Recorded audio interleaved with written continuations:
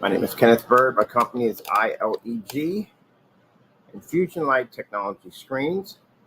This technology right here we call sun vision because it has the ability to produce images outside in the sun. This is the surface we have in different sizes. We have it in a smaller size, which we use on a table. We have another version that's a little bit larger. We had it downstairs in the office, conference room. Pretty soon, hopefully, we get some good weather, we can take it outside and get a run off of it. We've had, these are the larger ones, the larger sheets, which I do plan to have walking around the city with the power unit and being able to show that off in different areas of the city. And we can show that our ambient light rejection is a more superior technology because, again, we go where we want to go. And that's what we want to be the advertiser technology as, is to go anywhere screen. So pretty soon I'll be getting a couple of confirmations back from 3 major places that are interested in helping us with this technology. And they got some pretty interesting ideas, marketing team, for how we're going to actually do commercials for this technology. I also got some pretty crazy ideas I'm going to do myself. And I do want to do something where someone's in the dark, they're in the dark watching these movies, and they decide that they're tired of it, and then they take their screen, to open up the windows, and they walk out into the light. And they can take the screen anywhere they want. Now, of course, we know it's going to ruffle some, but again, changing of technology. That's why I can't understand. We never had Karens like this when I was coming up. You know, you had the 8-track, get replaced with the cassette player. You never had people in there complaining about or crying about it or doing dumb stuff. They just accepted the technology as it went through. Some people, old connoisseurs that really liked the old technology, they stayed with it. Those are retros. And other people accepted the new technology. If you don't accept new technology, you know where it sticks you at? That means the very cell phones that you have in front of you right now wouldn't even exist. You have to accept change. That's what makes things better in life.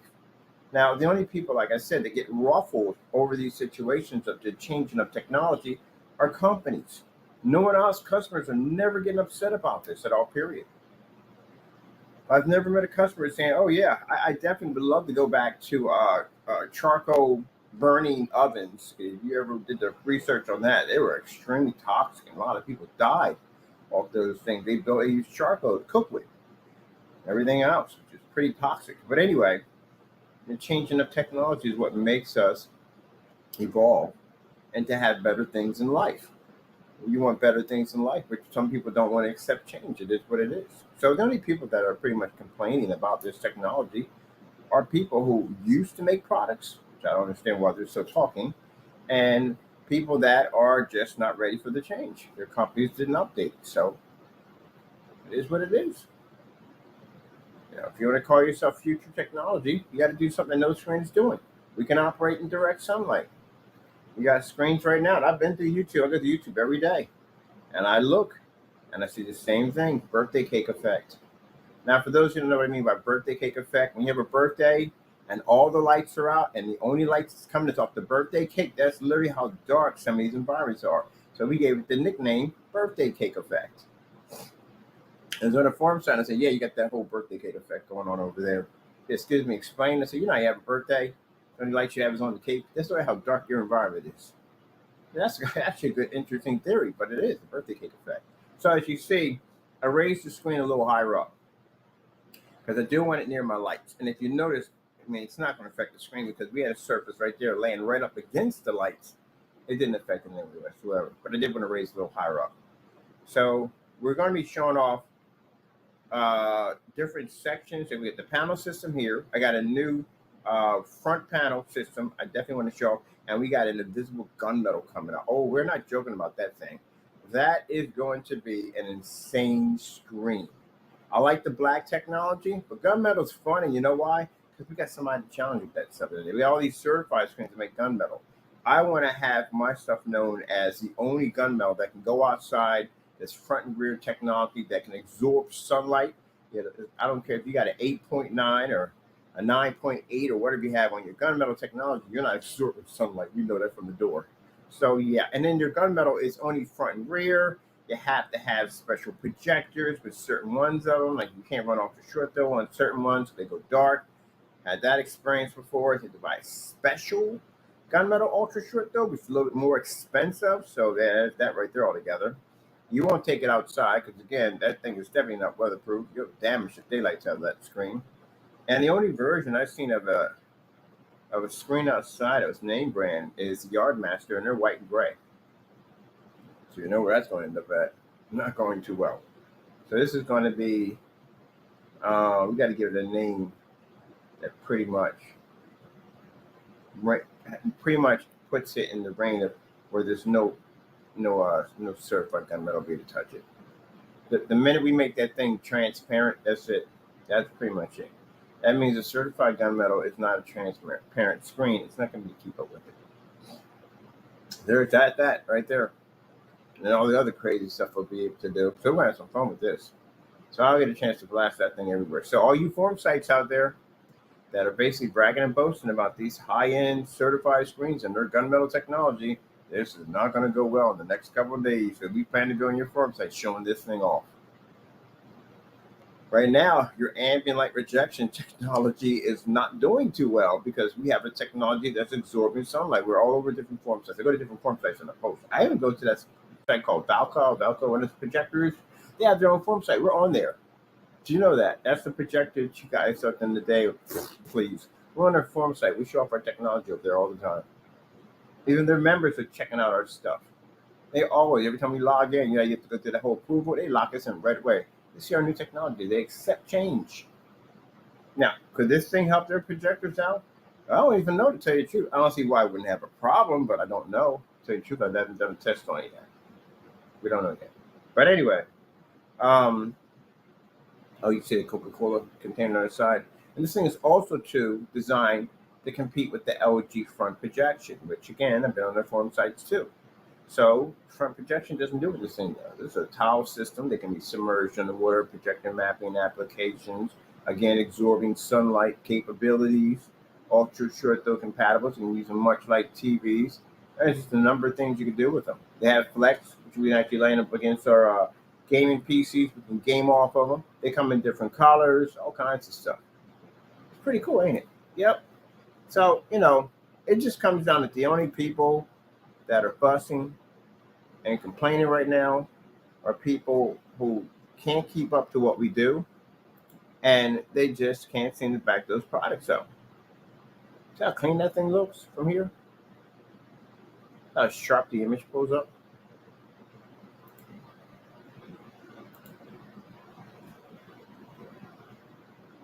It's insane, isn't it? I have people come over and just stare at it. They just sit there and just stare at it.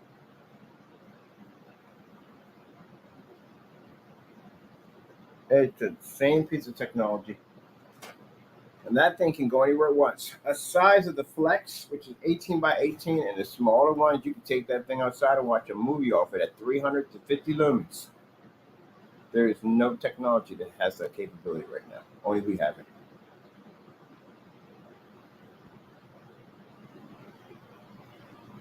Okay, let's switch it on this side. Let's switch it on this side, don't we?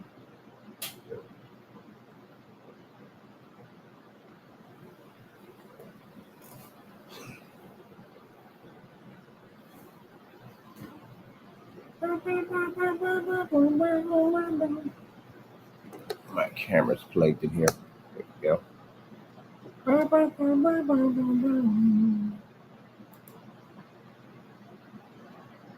So yeah, we are soon going to be having the invisible technology. I do want to show more off. The black one. We got a black one. An all black one, and then we have a jade color one when it's actually colored. This part of the color collection is a blue one. We have I have no idea why this one got stuck on my head. I wish I would do this playing oldies. I playing oldies last night. Yep. And the projector we're using, Epson Powerlight S6. That's a projector that cost me only $16.25. That's it.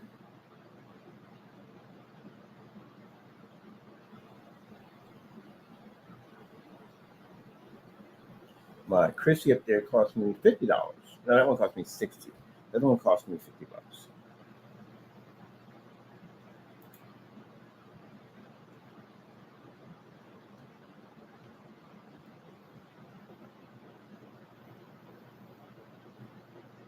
This is what you should be to do when you have a projection set up, especially if your projectors cost far more than ours. And this is for the customers. There's no way to worry. You spend $3,000 for the machine, and you're stuck in the dark with that thing. And then you're being told your colors are not coming up correctly, so now you got to calibrate. How are you calibrating a projector that got a color level that high? That's not future. That's past. Ambient light rejection, as we on our end, we consider that to be past technology. Consider what we have. Now, for those people who make ambient light rejection, ARL, whatever you have in the day, and you want to argue on that one, okay, let's go out and summon your screen, see what happens. You don't want to know. I've already done those tests. I've done those tests on certified screens off camera. They don't pick up for jack out there. You think the reflective surface they have is an interesting inside? Well, you should really outside. But they're not designed to read outside. They're not built for it. They're designed for indoor only, and they're used for more of a controlled light environment. With a 0.8, 0.9 gain, you can't absorb sunlight. Now, we're not going to mention the other ones because, again, we don't consider you to be screen paint. We don't. We don't consider to be anything. No project. You don't have it. You lied on specifications. You can't even product are getting shipped back to us, getting cancellations. We don't consider you to be anything in the home theater world. You're just a joke. That's it. You can't back anything up. No point in talking about you. But as for the certifiers, their technology, they can back their technology up. I've tested their stuff. But there's limitations on what they can do. They do work. They pour a nice heavy shade of gray when it comes to the contrast levels. They don't read black, but they have a heavy shade of gray. If they were reading black, they could match one of the darker screens. They don't work well ultra short throw projectors. They do require. When I had the daylight. No, we had the parallax. I think parallax is made by daylight. Yeah, daylight was my parallax. We got two surfaces of that. We got one for the long throw, and we got another one for ultra short throw. So there's a version they make for ultra short throw because apparently the other one doesn't work with it. DMP Supernova, Infinity, and Blade don't work on ultra short throws. They go black, they go dark. There's a special screen for that. There's certain screens that we tested that did not work well with ultra short throws. It requires special ultra short throw screens to work with that. That's not going to be a cheap screen. It's going to be an expensive screen. Mind, ultra short throw projector costs more than an everyday projector because again, it's designed to be a TV set top projector. Ultra short throw lenses cost more money. It's a more expensive piece of equipment, so the screen will cost you more. Can't run that thing on everything you want to run it on. It doesn't work that way. You got to buy a special screen for those.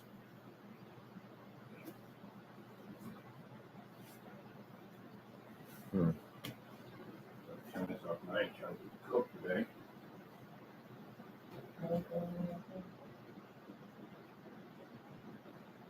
Yeah.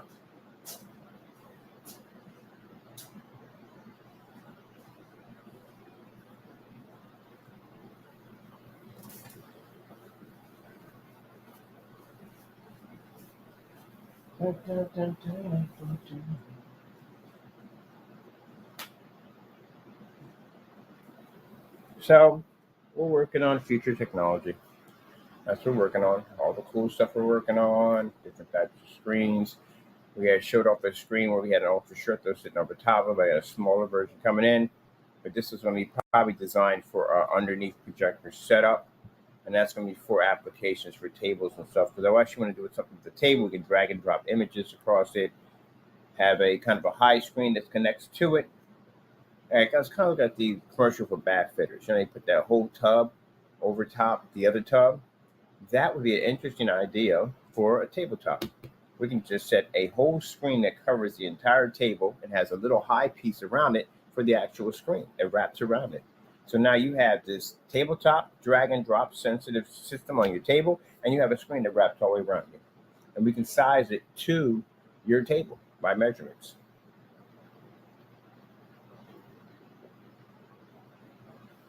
Yep. That's the kind of stuff we're working on. This is what I find interesting. And somebody brought this up.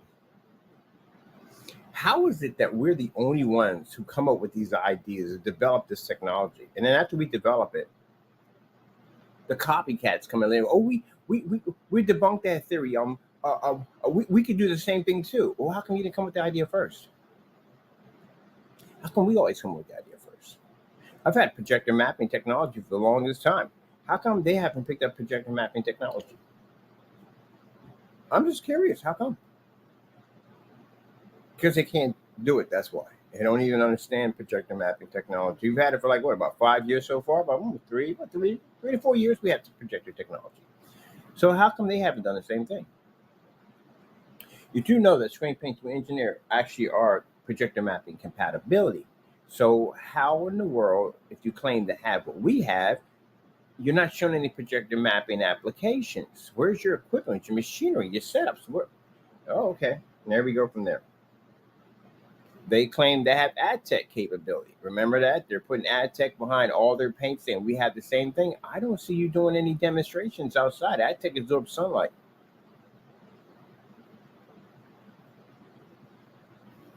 There we go. Copycats. Oh, you get those every once in a while. You get people that come in and will make these false accusations. They have the same thing. When it comes down to it all, they don't have it. Companies do that all the time. I can't consider them to be companies. I can't give them that. But they do that all the time. We call them bootlegs, fakes. They make false accusations, and customers will buy that, take it outside in the sun. Now, mind you, customers, you got to know your rights here. If they're claiming something that they can't claim, this is how you handle the situation. You can go to PayPal, you file a dispute against them. If they can't back it up, you can do a chargeback. What you get in chargeback is going to cost you 90 days of your time to get your money back. It's going to be a bit of a headache. Or you can take them to small claims court. But you don't have to have a lawyer in small claims court, which I was trying to tell the other one, but he kept screaming at me on the phone. Telling me, get your lawyer, get your lawyer. You're going to have a field day with you in court. I'm telling you, he's going to lose his temper in there, and he's going to really have some problems in there. So he got to keep cool in there while he's in that courtroom. They're going to really drill him really pretty good in there. But anyway, you go to small claims court. Over here in Pennsylvania, it's $100. That's it. It's $100, and they just have to be the backup whatever they claim the stuff does. If they can't, then they lose $10,000 to $12,000. That's it. It's that easy. I'll show you. We'll hit Williams with one of them. I'll take them to court. I'll get 12 grand. We don't have 12,000, but we'll hit them with 12,000 lien on them. Very easy to do. Not hard to do, and it's cheaper. Go to the magistrate and go fill out your form. Your form's going to cost you about $100 for your claim. That's it. So that's what you do. That's how you handle your business. You can skip PayPal altogether. They can go through them. You just go and just file it right against somebody. Just take them to court. That's it. They just going to have to in court to back up exactly what it does, what they said it does. That's it. Or they do. That's the reason why we have batch number verifications. They protect us from nonsense like that. So say if a customer were to come up out of nowhere and go, okay, look, I'm going to take him to court for saying his product didn't work. I'm going to put this claim up on his product. All this stuff is batch number. So you know exactly what you were buying the day we started testing it, because it show all test demonstrations, all time stamp, showing everything this thing was supposed to do. The specification sheets are designed to match all tests that we complete. Then we turn around, we have a batch number verification, which shows your product tested before it even shipped to you. Then we have a request back for a ship back that is sent back. We're covered. So if you were to take one of us, take me to court, and we go in there, we're going to get a counter lawsuit against you for wasting my time, because we'll win it easily. The counter lawsuit would be worth for $1 million in federal court. So it wouldn't be worth it at all, period. That's what I mean by you have to be able to back your stuff up.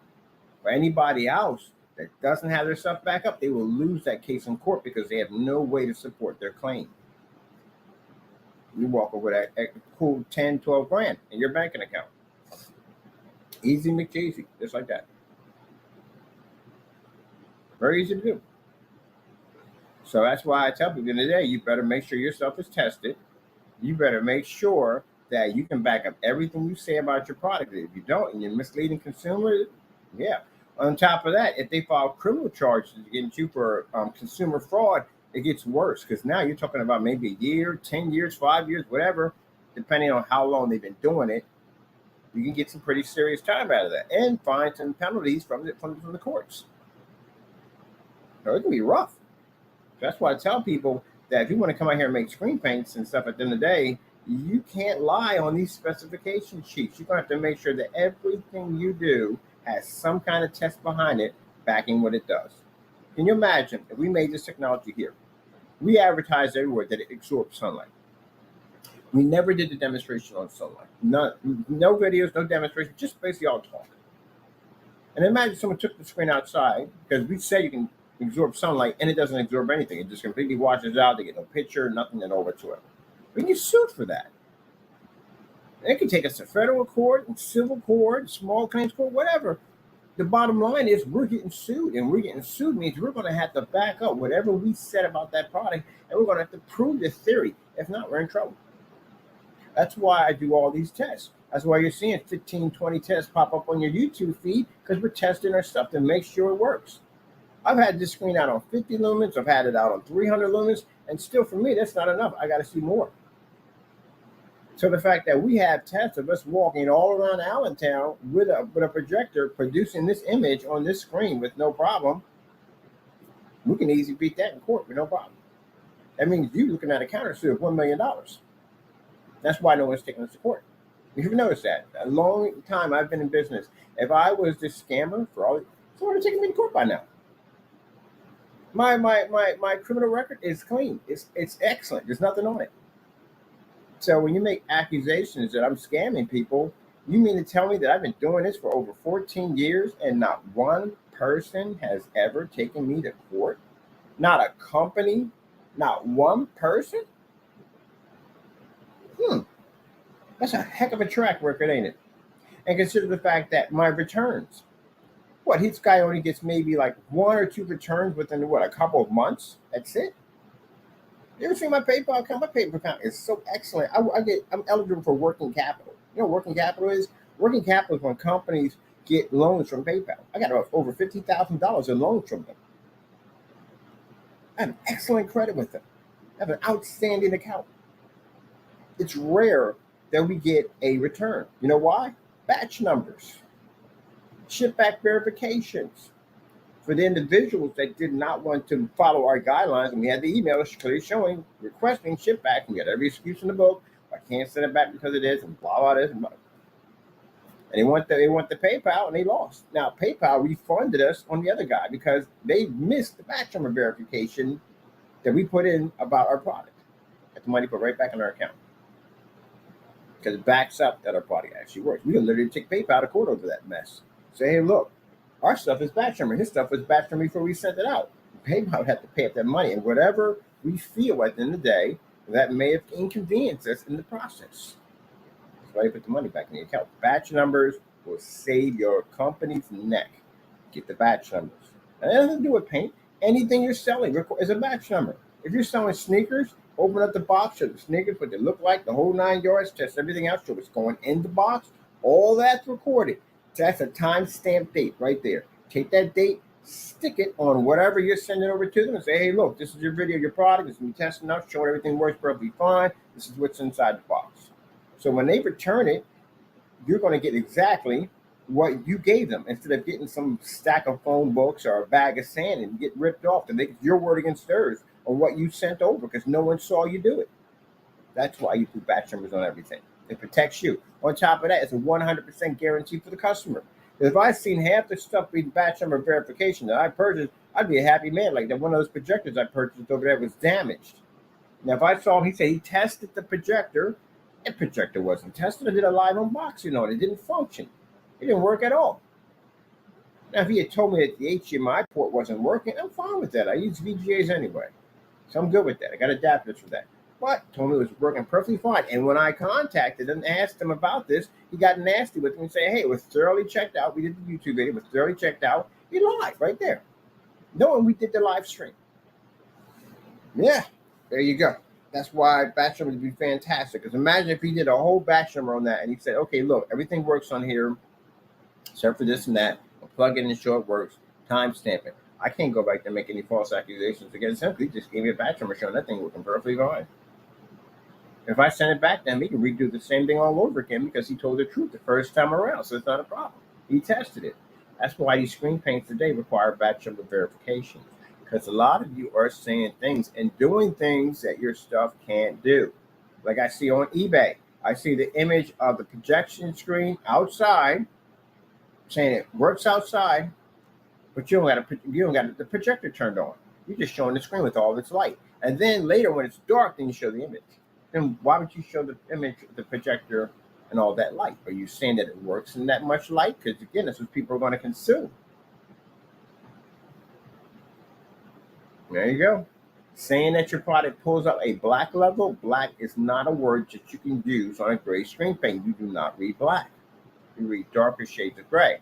The darker your product is, the darker the shades that you're going to be able to pick up. That's why they require, when you're using 4K projectors, using 1080p projectors that have high contrast capability, they're to be used on darker screens because darker screens have darker shades of gray, which will work better with your contrast capabilities on your projector's rating. But people kind of skip that one. For some reason, think a light gray screen does it. We took that up to a forum site. They were laughing out of the room.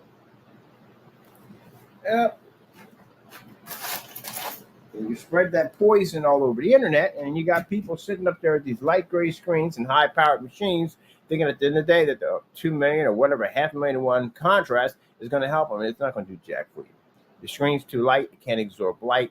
It washes out way too fast. You're not supposed to use 4K, especially high-end 4K projectors and 1080p projectors with light gray screens. Any forum site will tell you this. Any forum site.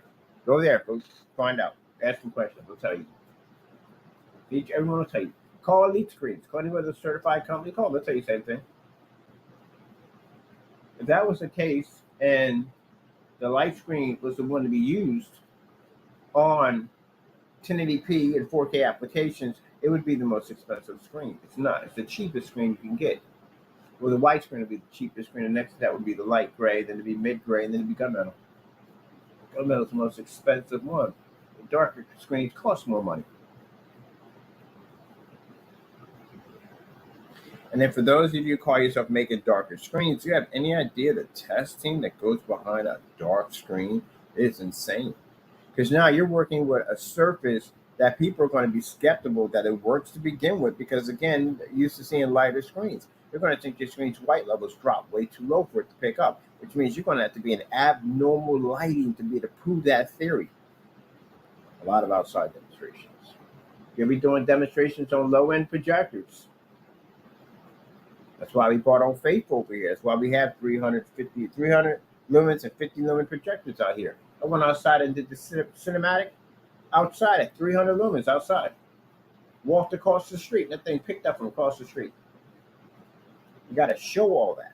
White level test, which means you have to take a white surface, drop the projector at low lumen, stick it in a high lumen, well-lit environment, and so that way you can kill off the lumen count as fast as it possibly can. So when it makes contact with the screen, that screen is going to generate a white level and color level that's going to have to be more superior than the white surface. And then you don't have to take black paint, everyday black paint, and stick it up there and show there's a massive difference. It's called black versus black demonstration. There's a whole lot of tests behind that one by itself, but that's one of the ones you're going to have to do. Got to do distance throw, which means all those ultra short throw demonstrations, you're cheating your customers on that. Because your projector's sitting on top of the screen while theirs is sitting way back in the next room. It's going to be a difference in a distance throw. So you have to do long throws. And you have to do long throws at 1,000 lumens. Because we know if you're at 16 or 25 feet back and you're traveling at 1,000 lumens through two rooms, there's not going to be nothing left of that by the time it hits that screen. We have all that all on our website. We've done all those tests. That's what you're missing when it comes to a black screen. You have to have those tests in there. Nobody will touch you. And if you don't do these tests, this is what's going to happen to your product. You may get a few orders here and there, but that's the end of it. You can't go any higher. You won't go into the mainstream. You can't go there because your stuff is not properly tested, and nobody won't touch you unless you have those tests. There's no distributorship that's going to put their name behind you. They're not going to do it because what if your stuff fails miserably? Their name is going to go down. It's going to stain their name. They're not going to touch you. I wouldn't touch half of the stuff out there. Would I sign? No, heck no. I got one that I saw that I liked. It was a great paint, actually. I liked it. And I tested. I had it over here. The rest of them, no. No. Come on, paint wise, no. Certified screens, oh heck yeah, certified is all over. They can't say black level, say full black. But the people fight them in court about basically you'll see it happen when more black screens, real true black screens start popping up, they're going to start taking gunmetals to court. Because now gunmetals are saying their screens pull black. Now the argument's going to be is you don't pull black, but what type of contrast do you actually pull up? That will be the discussion for that. Because you can say you do pull up contrast, what type of contrast are you pulling? And keep in mind, if you have like black diamond screens claim to pull black level.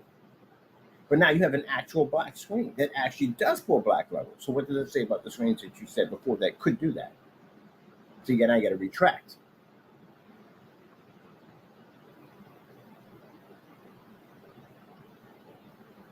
No, before black screens came into play, it was all light screens.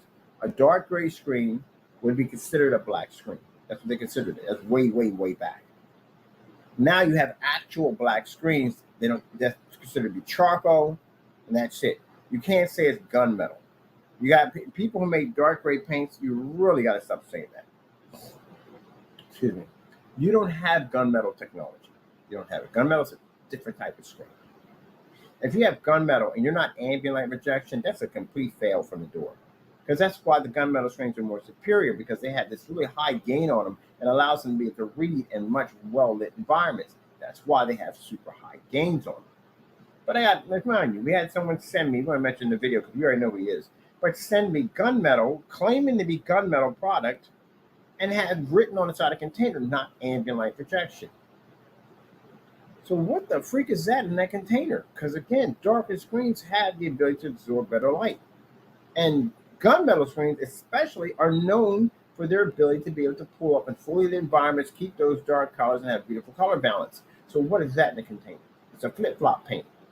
It is one point to be this and one point to be that, depending on who he's talking to. It's a flip-flop. So that's automatically a fail. We posted that in a forum site. It was like, what the frick is this? This is not even, that's fake. Because darker screens are gunmetal. You're going to say a gunmetal screen. Now, if you have a gray screen or charcoal gray screen or dark gray, you call that gunmetal. It's not gunmetal until you beat actual gunmetal. So those certified gunmetals sitting out there, you got to get to collecting. You got to go out there and buy every single one of them or get them ordered in, and you got to do those demonstrations in the same environment that the gunmetal can operate in, and that's a very difficult screen to take down. Now, mind you, keep in mind that when we did the parallax, I did the parallax multiple times. I did the parallax 4 years ago. But when we did it against our paint and we showed it against the gray paint, which again, that's his product. That's why he came in with his feathers ruffled like that. Why would you be upset over any gray paint? There are different versions of gray paint out there. So the fact that we had that black and white mixture, that house paint, he got upset about that. That's why he said he was debunking our theory on the parallax. Keep in mind, I've done that demonstration like 4 years ago. I done it about a year ago in the garage. Where were you at when I was doing it? Of course, you were nowhere to be found.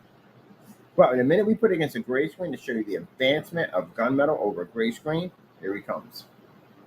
You do that with black and white paint in the demonstration, right? So you just claimed yourself to be black and white paint. But anyway, the demonstration with the parallax, you have to do that in a fully lit environment. And we know he can't do demonstrations in a fully lit environment because the gray paint he has doesn't work.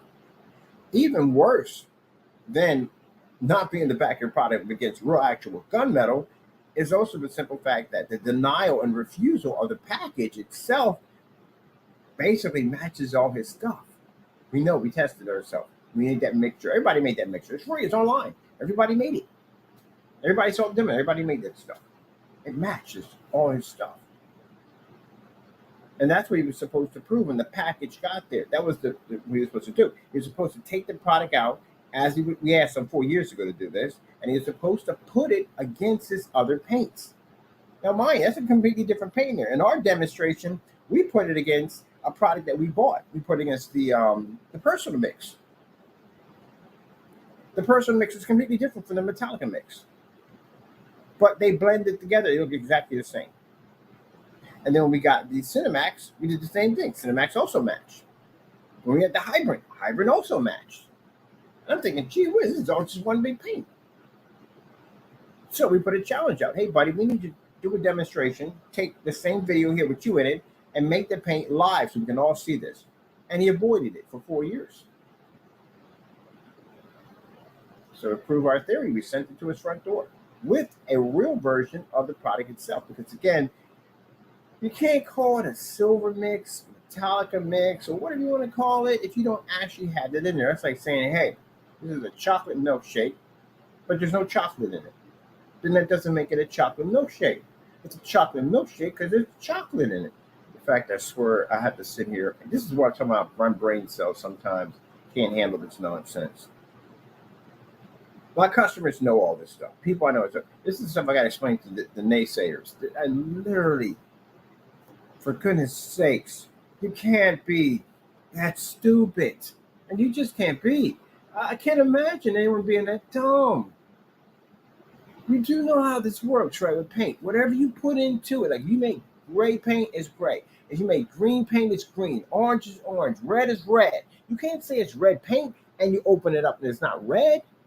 You imagine going back to Home Depot and say, hey, I bought red paint and this is purple. So no, that's red paint. You know your colors.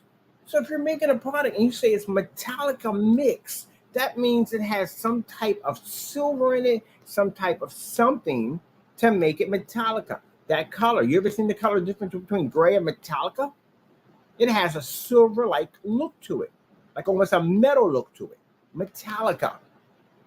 But when he made the product, he put in 2 tablespoons of black paint into gray. That's not Metallica. You didn't put anything in there. We made you a real version of your own product. We put 2 tablespoons of mica, dark silver mica in there. Now you have a Metallica mix. If I do 16 ounces of bare silver screen and 16 ounces of PPG, which are a Metallica mix, it's Metallica substance, and I put that in there, guess what? It makes it Metallica. And if I want to add a little more into that, I'll put in 2 tablespoons of dark mica, silver. That's how that works. There's so many people at the bottom of the comments section that were scratching their head when he was making that paint. Like, what the freak? Like, where's the silver at? Where's the silver? That's what I'm talking about. So we made the real version. The real version was sitting in that box, which I have right now under the table with me. So he denied that package. He did a whole lot more damage to himself by denying it, refusing it. Number 1, it's your stuff. Number 2, most importantly, I know you're in the room. I want you to listen up to here. Number 2, we put that product against all your paints and they matched. So you knew that. You knew what I knew. You knew that if you did that demonstration live, you knew it was going to match all your products. And you were one of the ones you were uncertain about was the one that had the actual silver in it, because you knew that was going to be a heavy possibility it would match all your stuff. If the other one didn't, this one definitely would have. So you couldn't take that chance. So you denied it. So my theory was right. All your products do match the same paint, which I was trying to get you to do for 4 years, but you refused it. So this was the best way to do it. That package I have sitting underneath my desk right now is more valuable than the paints that we purchased from you in the past. You know why? Because that one was actually at your front door and you yourself said, I refuse. So that paint right there on my table proves our theory that all your products match the free product. If they didn't, you would have done the test. Just like when I requested black paint. What do you think would happen if you sent me black paint? You know what would have happened. That's why you never sent it. You know what that paint would have got? They would have blew that thing clean out of the water. That stuff doesn't even match any of that stuff. And that would have put you in a lot of trouble. But the problem you have here is the lawsuits involving that nonsense you did, you're going to have to do that in court anyway. So the fact that the lawyers saw that you couldn't do it, and you never sent that in, even though we sent that document to you, they're going to hit you with more money. He hasn't had that kind of money, but still going to have more money and more jail time. That's something that you can't give up. Because again, you didn't back it up. I requested, remember? Did I get my stuff? I didn't get anything, right? All right then. Case closed. So right now, that package we have there, there's no batch number on it. There's no testing on it. There's no way for him to troubleshoot or test that stuff himself. You can't do a ship back policy on any of his products. It's not going to work at all, period.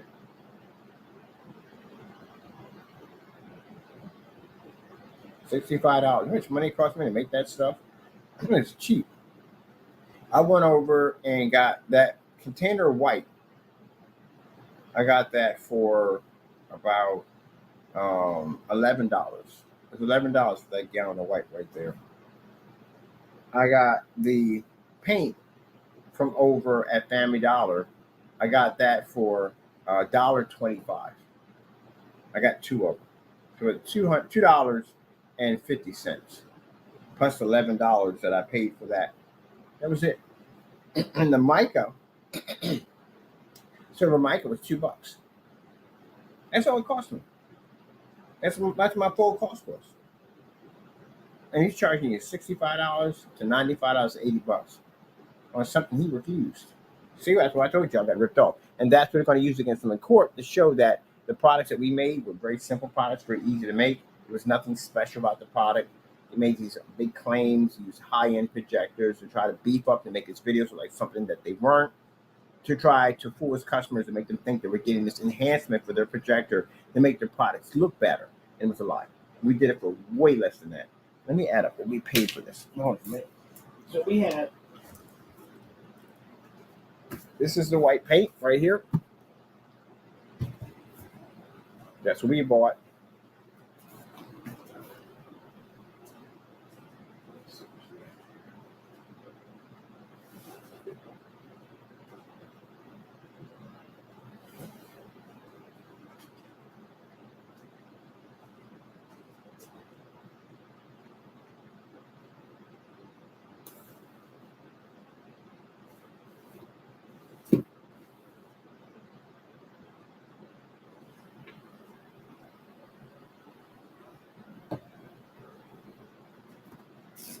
That's it.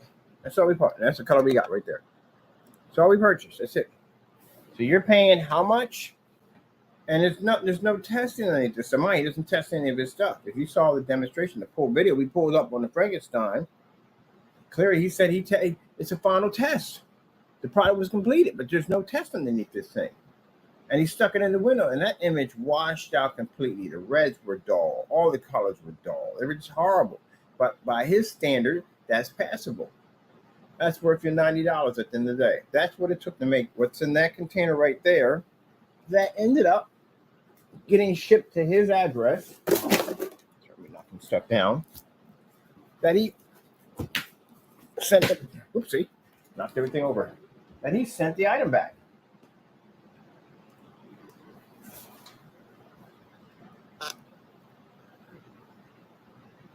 So y'all were paying all that money out, $90, $80 for some old product that people were making 11 and 12 years ago.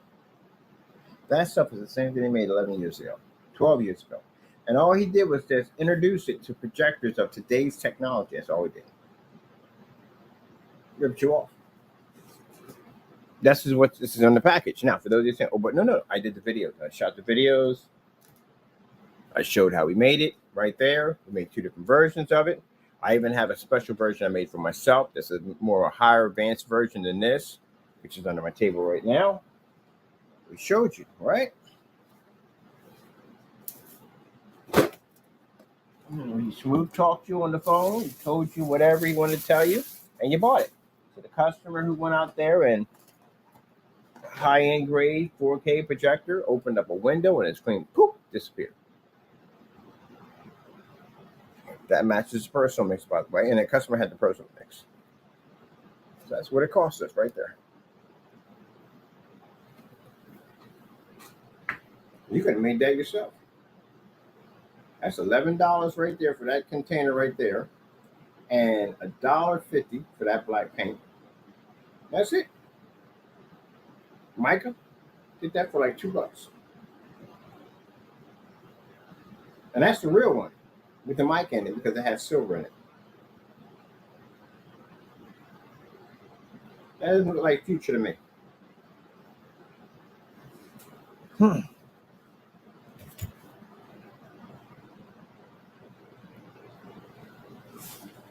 the future of our technology is something tested. We go outside, we go wherever the heck we want to go.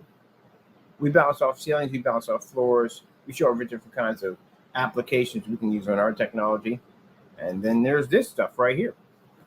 This is where you guys get ripped off. That's your stuff.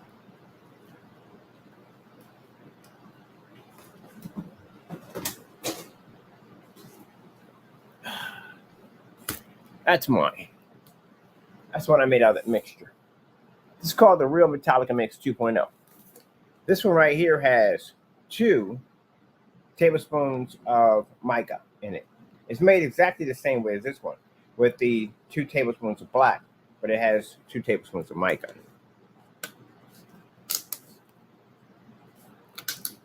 So for those of you who paid for those products, we turned around and we made it ourselves. And we sent the same product back to the person who basically made the product and he refused it and sent it back to us.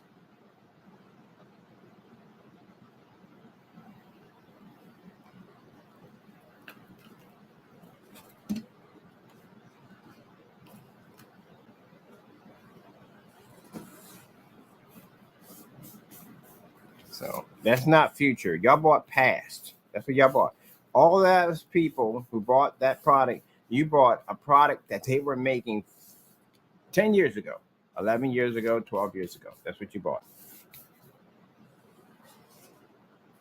You bought the past. You bought the past disguised as looking at its future because it was using high-end projectors to fool you.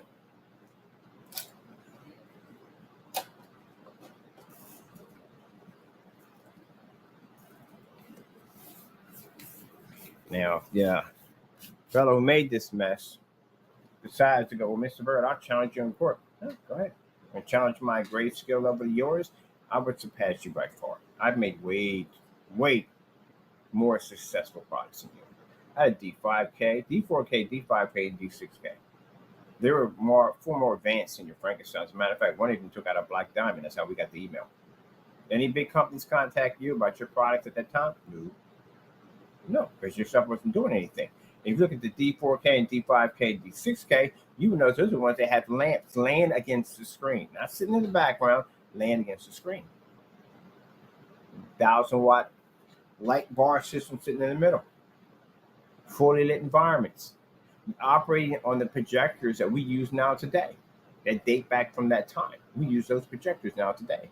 Where you took an older paint and introduced it to the high-tech projectors we have. We call those crutch projectors, by the way. Let me get my paint here. So why would I spend $65 for something when I can just do it for cheaply under $30? And it's a gallon right here. So imagine if you did 2 tablespoons per quart, then you would need 8 tablespoons to make a gallon. That's it. Mica, if you put in just 4 tablespoons to make a gallon. So you could have made a gallon for 4 cheaper. That's designed to make a gallon. The white is your base. The black is your toner. And if you want it to pop a little bit, that's why they put a little silver in it. It makes it pop. But the problem is that when you put in a couple of tablespoons of silver into it, that doesn't even see it. It won't recognize it at all. It's going to be blended in and be camouflaged by this. You got to do half and halves. That's how you're able to get your silver levels to be a little bit higher and make them pop higher. So you got to do that 16 white and 16 silver. And then you drop that mica into it. You got to know what you're doing. And then when it comes to the black, we keep it in the range between 1 and 4. That's it. Anything over that, you're pushing it.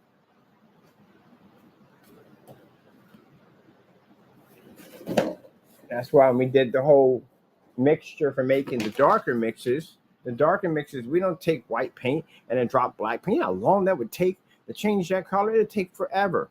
You do reversals, which are faster. Reversals just straight the base is black. And then you add the white in. The white becomes a toner. I don't know what they're doing.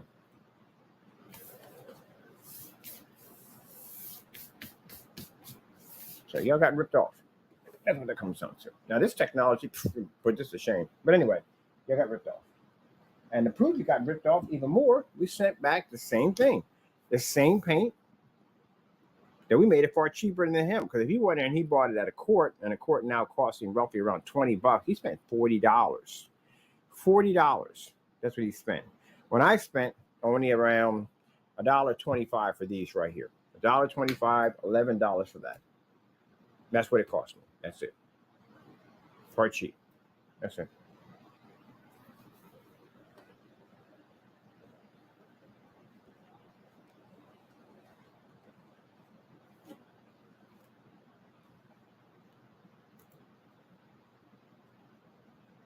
Gotta get what you pay for.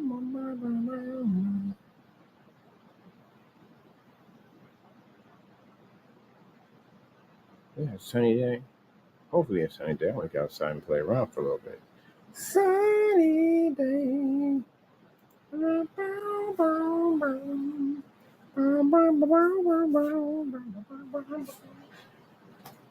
So I was getting ready for my new gunmetal technology.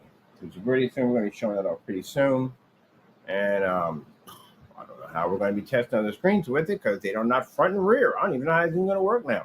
And they're not going outside. We can't take it on the screen. We get sued if we take one of those screens outside. They're not supposed to be out there. So I don't know. Let's see how that one works out. I don't even know how it's going to work out. We don't have one gunmetal we can test it against. What are you going to test against? Gunmetal today is not front and rear technology, so that skips that option out. Ours will be. What else we got? We can take it outside. They can't take those screens outside, so that's it. We can submerge that screen underwater and produce an image to it at 50 lumens, and then we can't do that with one of those screens. I'll damage my sample sheet. So I guess this makes this the mother of all gunmetals, right? It does. And for anyone else who claims to have a gunmetal, we've seen the paint. You don't have gunmetal. You have something what they call charcoal gray. That's what you have. If you had gunmetal technology, you have to beat all the gunmetal screens and fully lit environments to do this. It requires a lot of testing. So you would have tons of videos alone on each application of each gunmetal showing and proving these tests. And since we can't find any tests on actual gunmetal, you can't call yourself gunmetal. You have to beat gunmetal to beat gunmetal. That's how that works. So these people take these fast trips, they make it a little dark and go, oh, I have gunmetal. No, you don't. You don't have gunmetal. You have charcoal gray paint or dark gray, however you want to call it. That's what you got. All right. I'm going to see. I got to make me an outer box. I literally got to build me an outer box. This is going to rain for the next 4 days, and I want to be out there with the outer box. This is without a projector. What are you doing? What are you doing? What are you doing? What are you doing? What are you doing? What are you doing? What are you doing? It's time to test out the outer boxes. I got to buy myself a cheap projector.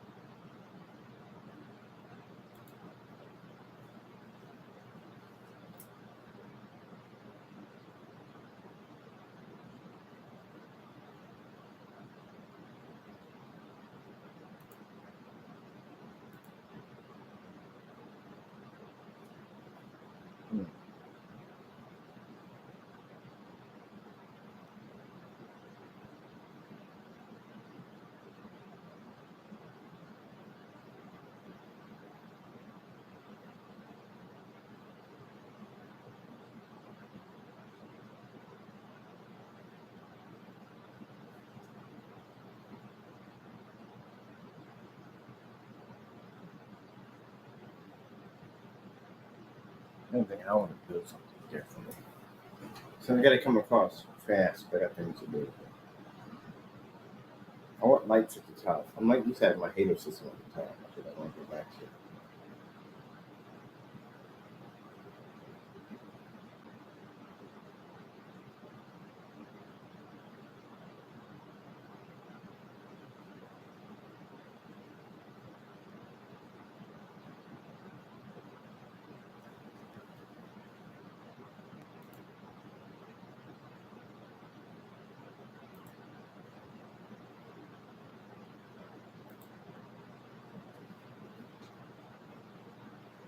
I love this invisible technology. I'm telling you, that the LG, what they want to charge for those screens, and now we have this technology, and we can go outside with it.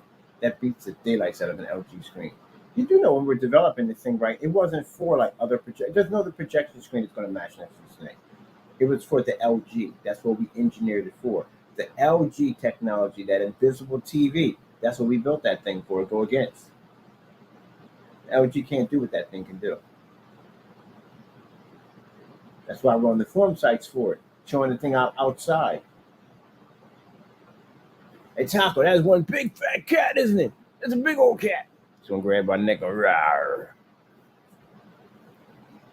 Yeah, that's what this technology is for.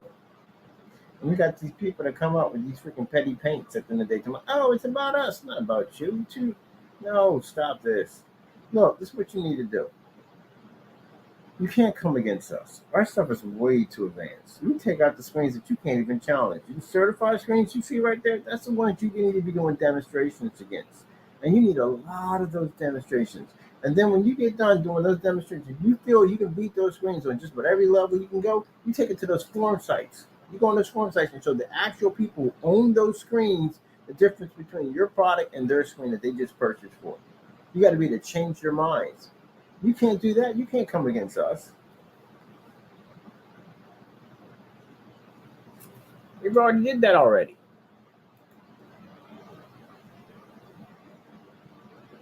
You're too busy trying to debunk us on what we're doing. You don't even compete with us. If I want, I can make your product and send it right to your front doors. And I guarantee you we'll get the return. You can't back your own stuff up, and you can't back your own stuff up because it's not tested. If it's not tested, you don't know what the freak you're looking for. So that's why, if you notice, the ship back policies are really wild. These ship back policies will literally say that, hey, if it lands on your property, you're stuck with it. If you freaking open it up, you're stuck with it. That's the reason why. They want to make sure it doesn't come back. They don't want it to come back. Because they can't problem shoot it. Because they don't know it, because they didn't do any testing in it.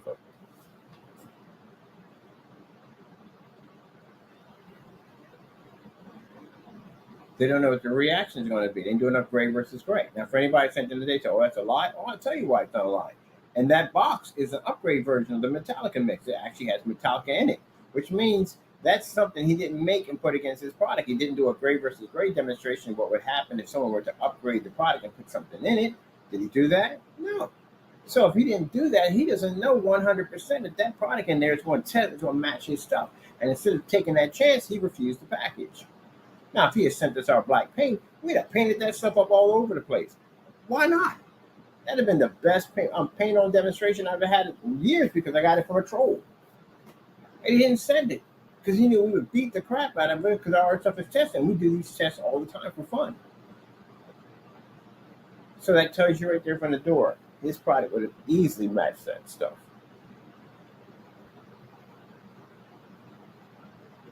There's no way for him to be sure, because he never did any testing of it. So how can you send something back to him and we couldn't even send it back to him? What if I had paid for that stuff and I sent it back to him through a ship back? What would have happened? We got a refusal? That's his own stuff. It's like me refusing a package coming through from a customer who's sending us a ship back. Here, ship it back to us, then we refuse it when it gets there. No. We did the unboxing. We did about what, 2 unboxings? Let me ask you a question. How many ship backs do we get? How often do we do ship back on our channel? There you go. That's explains another thing too. That's why in court, if you make statements about saying that we get a high number of returns, we can go back to our ship back policy and see how many people have sent items back to us. That'll cost you $1 million. It's wasting my time, man. I got to be in the courtroom all day long, and I waste time. I got videos to do and stuff like that, and I got to do this and do that. I got to waste my time on some stupid, dumb nonsense, knowing that we're going to basically beat the case, but sit here and waste time. Lawyers got to waste time. I got to waste time to be there. You got to pay for that mess. So we're going to end up paying for my lawyer's fee, which aren't going to be cheap, and I'm going to sue you for $1 million. You're going to pay for it. You're going to regret that decision you made. You're going to land you in years and years of debt for something stupid. That's why we have a ship back policy. So we try to copy our policy and say, I have it too. You can't honor that thing. Were you in front of the camera the whole time, Mr. Skiboodles? He was on the camera the whole time, even though. You got to be to back that up. And if you're going to be developing future technology, here, like seriously, If you're going to be developing future technology, I hope you didn't lick himself on camera because I was not watching him. If you're going to be developing future technology, you have to be able to return. What happens if you're doing business with a company? And a company, they feel there's a defect, and they need you to troubleshoot because they're having a problem. It's not working out. All right, and they need you to troubleshoot this. How are you going to troubleshoot something you never tested? What if they have to ship the item back to you and say, hey, look, we need you to send us something else, so this is not working? What are you going to do?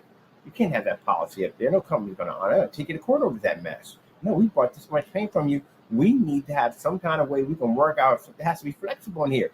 You have to take some of this stuff back. Can you test it to see if it works? When you tell them, no, we don't have a no return policy on paint once you take it. No, you can't do that. I'll get you in trouble. It's a lot of trouble. You don't want to do that. There's some forgiveness from there somewhere.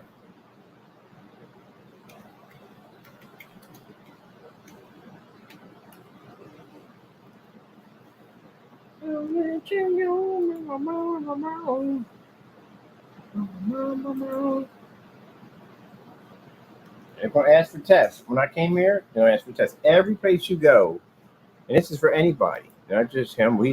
He called himself, I don't know what he's doing. Who cares? But anyway, as I said before, anybody, anywhere, and in the places you're going to be at, your office, they're going to ask you about your product.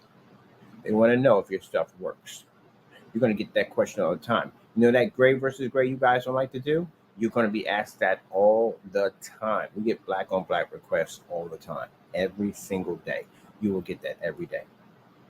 Because then you're going to be sitting there nervous, running the risk that somebody may pop up saying, hey, I got a gray wall. I bet you does the same thing. You better be to back that up. You're going to lose your contracts. Look at that beautiful gold, that beta fish in there. Beta fish in the little form site. There's dozens of people on the form site making gray paint. Just dozens of them. The first thing I say, what's the difference between yours and mine? Because I make gray paint too. Yeah. So what is the difference? You got people that give out free paint on there all the time. All right, well, my mix is this and that and the other. You're going to tell me yours is different from mine? What makes yours different from mine? Well, I ask you to do the test. If you don't do the test, then what? Then you're just going to be outed on the form site as a fake. That's why we don't find them on there. You don't want to be on there and your stuff don't work. We go on there, we crush everybody on the form sites. We crush people on the form sites so bad, they ban us from both form sites because there's nothing touching our stuff. And if you got a section about ambient rejection, you know where we're going? We're going outside. We're showing demonstrations bouncing off ceilings, which we know darn well they can't do. We're showing demonstrations outside on low lumen projectors, all that stuff. Oh, yeah, and making statements at the end of the day that we require high-end projectors in order for our technology to work. You know that demonstration we just did at 300 lumens outside? That is going to cost you a lot of money. That's a very serious statement to make against somebody's company. That's going to cost you a lot of money. We're not talking about $500,000 lawsuit. We're up there. Got to be careful about making them dumb statements. You know what kind of work we do at the end of the day? Come on now, do some common sense. You don't want to be in there crying about losing your house. Common sense, use it. We all got it. Some of us don't choose to use it. And you won't be sitting in a courtroom crying your brains out because you're about to lose everything. You're about to be broke when we get done with you. That's your fault, by the way. I understand people at the end of the day. Do dumb stuff. Get busted for doing dumb stuff. Cry about doing dumb stuff. And then blame everybody else for doing dumb stuff. I'm never going to understand people like that. They want to blame everybody else for the dumb stuff they did. No, that's your problem, buddy. You did that dumb stuff. I want to get back outside, man. Oh, man, that demonstration we did, the white levels at 300 lumens outside. Oh, another thing, too, if you made a statement of products are too dark, we're outside doing demonstrations at 300 lumens. Are you kidding me? Oh, this is not going to go well for you. Well, don't get attached to your stuff. That's what I say. There's nothing worse than having some people pop up at your front door with the sheriff's department taking your stuff out of your house that you worked hard to make it big to get them today. So if you don't get that money sitting in your banking account, you don't have $1 million laying around somewhere, You don't have 75,000, 800,000, 500,000, 250,000 just laying around somewhere. You don't have that. They'll execute judgment on you. And they execute judgment. That means the debt collector gets involved in that. That means your paycheck that you get every week, you get a percentage of that. And you can't spend it because it's already in. We already take it out. The debt collector contacts your payroll. That's how they do it. And they let them know that, hey, look, this particular person owes us money and we need to take a certain percentage out of you. Like, alimony payments, child support, all that stuff. They take it out of your check every time. That's how they do it. So when you get your check, you'll notice that it's much smaller than what it was. It's very small. And you realize, what the freak took that kind of money out of my account? And you'll see the debt collectors pop up there. Hey, you owe money. So technically, you'll be working for me. I would rather you not go to jail. I'd rather just have you work for me. We'll just take money out of you. And I can take your whole income tax. Take the whole thing. Now, if there's kids involved, when I take the whole thing, yeah, really. Probably like $20, $30 or $50 out of it, most likely. But if I hear you bragging on YouTube at the end of the day about blah, blah, blah, blah, I'm going to take the whole thing from you next time. That's the situation in the life you get yourself into. You'll be working for my company until you pass off the earth. Because I'd rather have it that way. I'd rather have you have your freedom, be around your family and friends, but I'd rather have you work for me. And if you don't pay up, at the end of the day, the debt collectors will hit you with interest, and interest can even worse. Then they'll take more stuff from you. And you keep your house and whatever. Some deals can go through. You keep your house, keep your stuff, and then keep all that stuff intact. You just pay us. You'll work. You can work for my company at the end of the day. That'd really hurt you, wouldn't it? There are a number of ways it can go. Or if you have a job, we'll just take whatever we take out of you. We'll leave enough for you to be able to live, but you will work for me. Remind you that a piece of what you make, when you work hard from 9 to 5, this is the part that hurts most people understand about when people say it'll take about $100 out of your check. You are going to work for me. That's the part that hurts. Every day until you pay me what you owe me, which will be millions of dollars. But the good thing about it is at least we can hit you with one big hit. Those kind of decisions are made in the chambers, the judges' chambers. We're going to have that conversation. And we'll work out a nice little deal for you.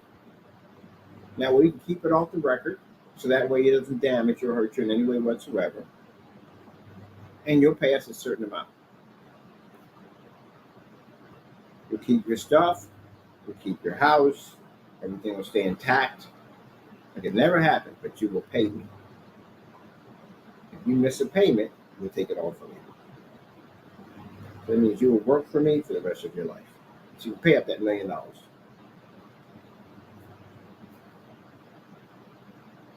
Kind of jacked up, isn't it? But that's how things work. But that's the best way to go, because they can be brutal. They can just come and just take all your stuff from your cars, everything. You take it all. You don't want that crap. Trust me. I did that to somebody. You know that. That guy do something stupid. I had to sue him. We had debt collectors come to his house and take his stuff from him.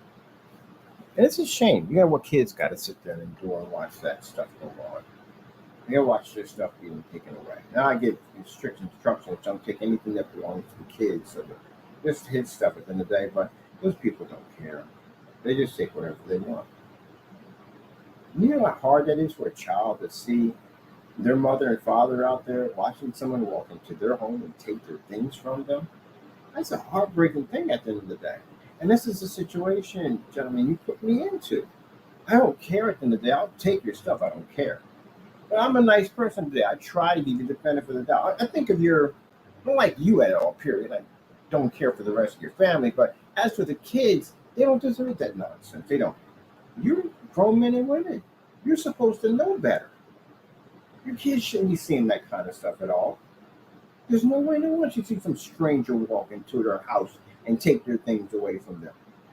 You know, they use that TV too besides you. You know that, right? Well, we'll figure it out when we get to court. We'll definitely figure it out. I had to pray on this. You know that, right? Anybody else in my circle that told me they'd have taken everything from you, threw you and your family out in the street, didn't care. I know some people that didn't like that. That's a horrible way to go. Kids should never have to endure anything like that. That's why I have no respect for you at all. I have no respect for you at all because you have kids. I know. We have your Facebook accounts duplicated. We know what you have. You have kids at the end of the day that depend on you, and this is what you're doing as adults. And I have to be the one to make the decision how this works out. I can tell you one thing, you're going to jail. That's definitely going to happen. There's no way around that. We don't have control of that. When we go to court, whatever we filed against you, that's what the judge is going to give you for the punishment for what you fixed needed for the crime you committed. You got cyber crimes. Cyber crimes carry 20-year prison sentences. So you are going to be in for a while. You're not going to see much of your kids.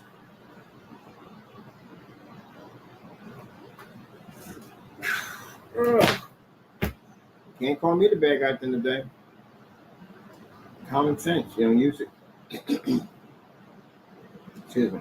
A real man at the end of the day, if he got kids, he'd put the kids first. He couldn't care less about any petty squabbles online or any of that nonsense. He's not getting involved in bull crap at the end of the day. He's not going to tolerate it. No. He did all that stuff when he was young. Now he's older now. He got a family to take care of. I got time to get that nonsense. That's what McAfee, that's what you should have said. When you're looking at lengthy jail time. Very lengthy jail time. We should have said that from the door. He's got, I'll put it this way, out of all of them, he's got the most to lose. And I'll tell you why. Little ones. He's got little ones. Very little ones. He's got the most to lose. He does. He's going to miss out on so much. Should have took the option when I gave it to you. You really should have. Next week we start on you. Unfortunately. But it has to be done.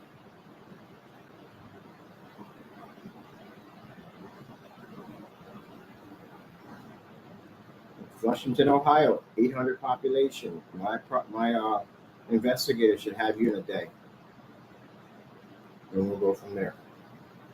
I can't, I don't know what to do, man. To you, honestly, it's a crazy situation. I don't want your house, man. Really don't want it. I don't even want your stuff in your house. That belongs to your little ones. That's their stuff at the end of the day, for all I care. But we are going to take the time will come out of you. That's the jacked up part about it. Because the crime he's committed, it's going to carry some jail time, man. Whether it be a year, 2 years, 3 years, whatever. Maybe we'll ask the judge if he can be lenient on you and give you maybe, I don't know, 3, 4 years. I don't know. But then you got to deal with that bar situation too, because you copy and use their address to commit crime. So who knows which way they're going to go? They could go and hit you with everything. So I don't know about that. How that's going to work out. You involve somebody else into this mess. That address that's sitting on there is not his. It belongs to a bar. He used their address to commit those crimes. And they're going to be notified on that. That depends on how they're going to handle it. So he may end up losing everything. The sad thing about it, it's the kids that are going to suffer out of that whole mess. The kids are going to suffer. Because they weren't grown enough to put the kids first.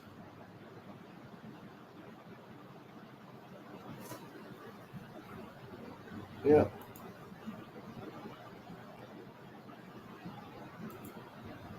I like this one right here. I like it. I found this thing by accident. I like this. I had a castle like that in the fish tank one time. It's beautiful. Take a look.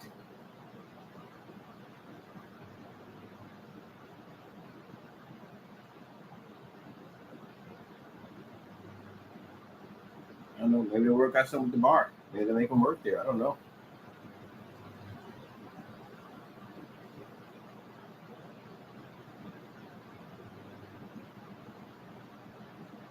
Now he closes the account again. He opened it up a little bit and he closed it because it's locked onto our page the last place we've been at. So it pulls up. Boy, I tell you, people at the end of the day.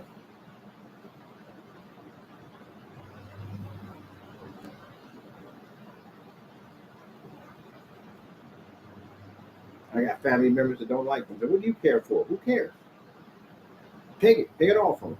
They don't do. Well, the other one, yeah, we're gonna hit him with everything we got. Definitely, Jamie's gonna get hit with everything we got, man. We're gonna, like if somebody dropped an atom bomb on that building, we get done. We in that place with everything we got. So Monday morning, we begin the process of putting more pressure, sending more letters out there, try to figure out exactly where this landlord's at. And also, too, I got to contact these people behind me to get all that mess, get that up and going. Because, again, the whole license nonsense, I'm touching on our license now. We had to go in and file for that. So now I had to go and file a new police report for that. That ends up in the document with the immigration behind me right now. You know what's going on in California right now. You're still doing dumb stuff around us. Every time you do dumb stuff, we have to put information into those documents behind us. You're pushing this mess to come to your front door, man.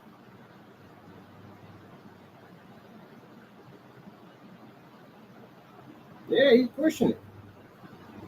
Because now we got to contact the police in his section because of the whole, you're doing too much, man. You've been touching my copyrights, you're freaking slandering my products, you're threatening my family members, you're doing all kinds of dirty stuff, man. And all I have to do is mention your name one time to somebody, some people that are connected to my mother who disrespected, and you're done. That's it. That's all I got to do. That fast. That I can have that finished that quick. A few people, that's it. Show me a few letters you sent them and disrespected my mother. And that's it. But I do things God's way. I don't do things that way. But I knew one thing, for touching that business license at the end of the day, now I got to go down and I got to basically get this whole report done. I'm waiting for the report to go through. When anything goes, I go down to records, pick up the report, and I got to contact the district in your neck of the woods and have them come to your address because of the problem we're having from you. You know what that's going to bring with it. Can't blame anybody else. Can't sit there and go, oh, he's racist. No, buddy, you're attacking our company. You're attacking my family. You're doing the one thing that they're blaming them for, Mexican Trump, because that's what you are. So when I contact those police come Monday morning and explain to them, look, this is what we have going on over here in Allentown. You got a fellow over there in apartment E. You got your whole address and everything. We had to file with these people over here, immigration law enforcement, because this guy's over here attacking and threatening my family. We're going to look at the control and let's see all the information pop up that's in there. We have to put in there. All my information's in there for them to reach out to me. You know what's going to happen next. You don't care. You don't care. I told you. You don't care about nobody but himself. He ain't thinking about his family, his friends, nothing. Anybody in the building, nothing whatsoever. And if anybody feels at the end of the day that, oh, well, you should allow him to continue to attack your company, you should allow him to continue to attack your family, and you should do nothing about it, you can kiss my behind and get the frick off my channel right now. Ain't nobody's going to touch my family. Ain't nobody going to touch me. Ain't nobody going to touch my company or my business or anything around me. If you're going to get Mr. Byrd's way, I'm going to bring you right on over. I'm going to take whatever necessary, what it means by the law to get the job done. And if that means if I find out that you're not documented and you're out there breaking the law and carrying on, I'm going to get you reported. That's all to it. Now, anybody want to twist that around and say, oh, no.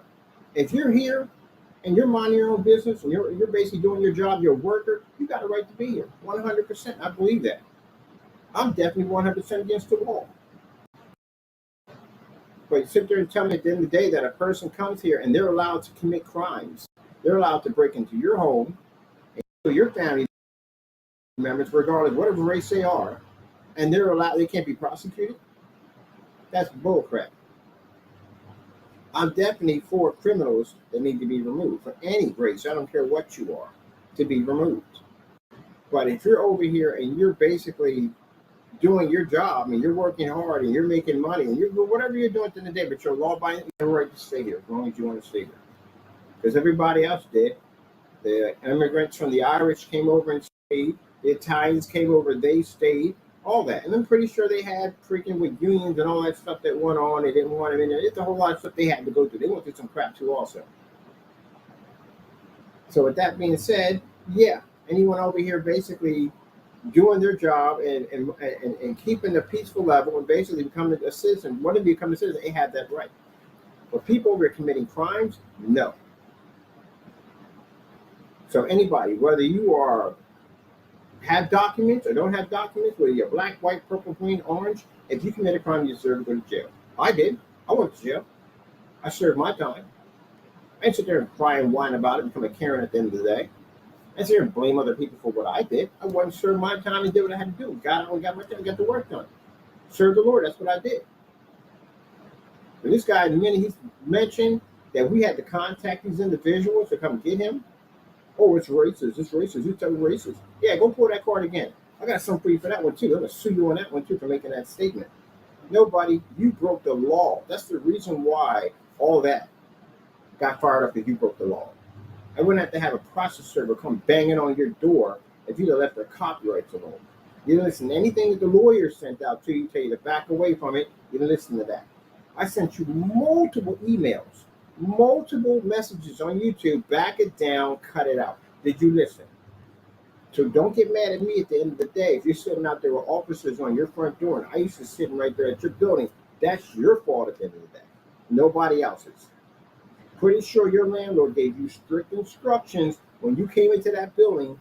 Don't cause any problems to come to this building. I'm guaranteeing. And what do? You stick an LLC on his building that basically you committed perjury on. I'd be super upset if I were him. I'd be beyond upset. That's the reason why we couldn't get a real landlord out of him. We kept getting fake people contacting us saying they were landlords when they weren't. We had some certain sensitive information that they should know as a landlord for the property of that building, which we know because we did background checks on the unit, and they couldn't even answer the same thing that complied to what we searched on the building. So how are you the landlord? So the fact that you couldn't even tell the landlord himself is the reason why he gave you strict instructions. You didn't follow any of them. But we're going to get him sooner or later. And of course he's going to be in hiding. He's definitely going to be in hiding. But we have to reach out to him. We have to have a nice little talk with him, figure out exactly where we go from here. Rip off all this stuff don't work. Scam people every chance you get. So that's it, buddy. You're finished.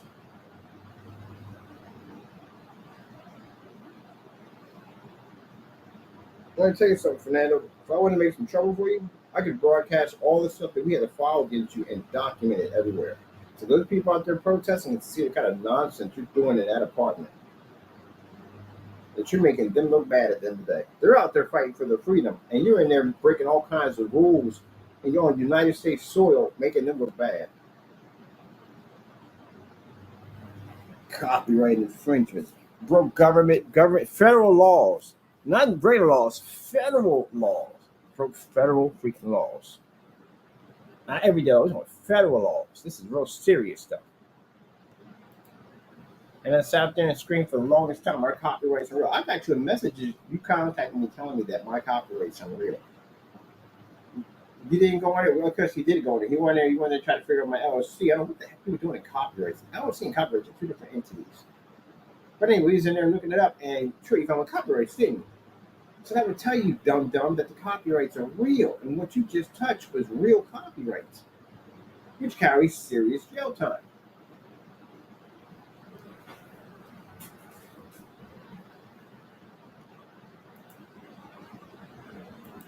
But Monday morning, we'll have you taken care of. I'm going to get it all done. And keep in mind, you still got my family to tend with. Well, not that side. That side, yes, definitely. They're definitely going to tend with you. But the other half that you also, too, contacted and carried on, they're also been in contact with immigration about having problems with you on the fact that you were contacting them and threatening them. This will file criminal charges also against you. But then you got that other side you have to deal with, too. Because you did mention their names, by the way, and they are going to address the issue. It's never going to go away, Fernando. This is not the type of people they are. They don't forget things. They're not that type of people. They don't forgive people either. They don't carry crosses.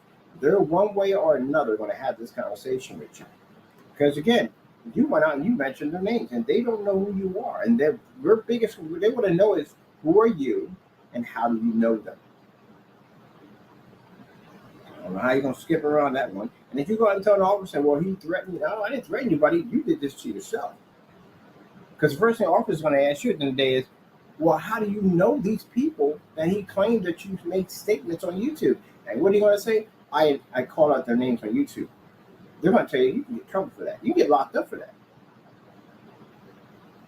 They don't know who you are. So they're going to say, well, look, this is what you're going to have to do. When they get there, just let us know.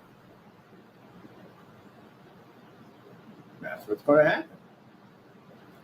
Only reason why, Fernando, the reason why it has not happened the way it was supposed to happen, because I had to talk them out of it, because I need you in a courtroom. I need to get My justice for what you've done to me and my family.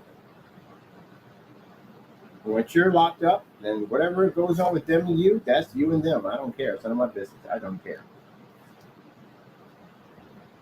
Oh, look at that pretty fishy. We're gonna have to go to the overhead top. Definitely need the overhead top. I need the light to run over top over here. I don't think I want to do this.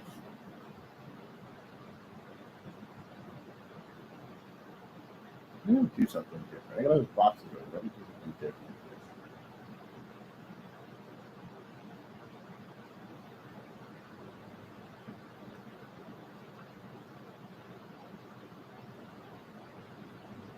No glue sticks.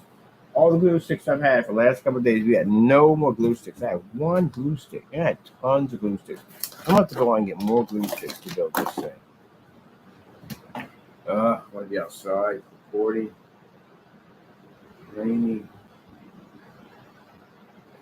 Listen, if I can't do that, I'll build this instead. I'll put that together. At least I can show off some stuff or something different. Unlike you, I got to show something different every day. I get bored. I like to challenge myself. I don't show the same demonstration, the same dark environment, the same projector every freaking day. Gee whiz Louise, for 5 years? Yeah. That stuff we engineered in 5 years? We're engineering a freaking week.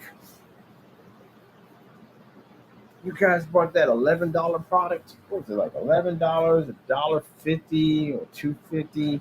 That's $13.50 it cost me to make that stuff. $13.50. Out of that mixture that I put together, I got 64 ounces out of that. And you're paying how much?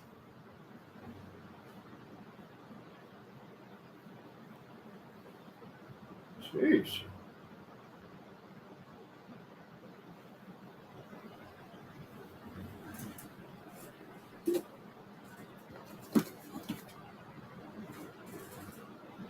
Let me tell you something. Look, if I want to come out here and show what I do, I flex. That's what I do.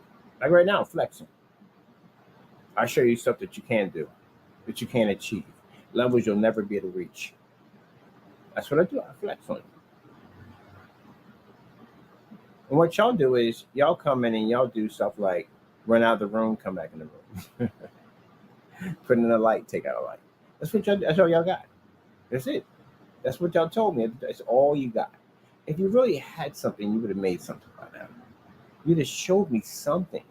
You're not future technology. You're the past. Anything that comes across as technology is the past. You want to go against the 15%? You know what 15% do, right? You know what they do to great screens? They alter and change them. Look, you've seen it already before, right? You want to go against the 15%. That's a 15% technology right there. Also, so I had so many different options I could wipe yourself out. I can even make something and take yourself out. A gunmetal technology will wipe out everything you have. Everything from your charcoal grays and whatever mess you have in it, it'll wipe all that out completely. All right. Oh, by the way, you guys got into what's we got? Into the 12th, I think it is, the 12th, to have a demonstration done in complete sunlight. Remember, we haven't forgot about that. We can't wait to see what you got. I wonder what this will work out in sunlight. I'm going to test this out in the sunlight. We're going to go in the sunlight. We want to test the Metallica mix and see if it can absorb sunlight.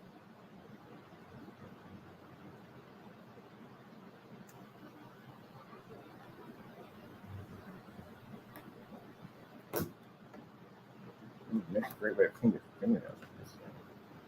We're going to test gray paint. Can gray paint work in direct sunlight? Does this stuff work at 9 o'clock in the morning? So let's do some testing on some gray screens.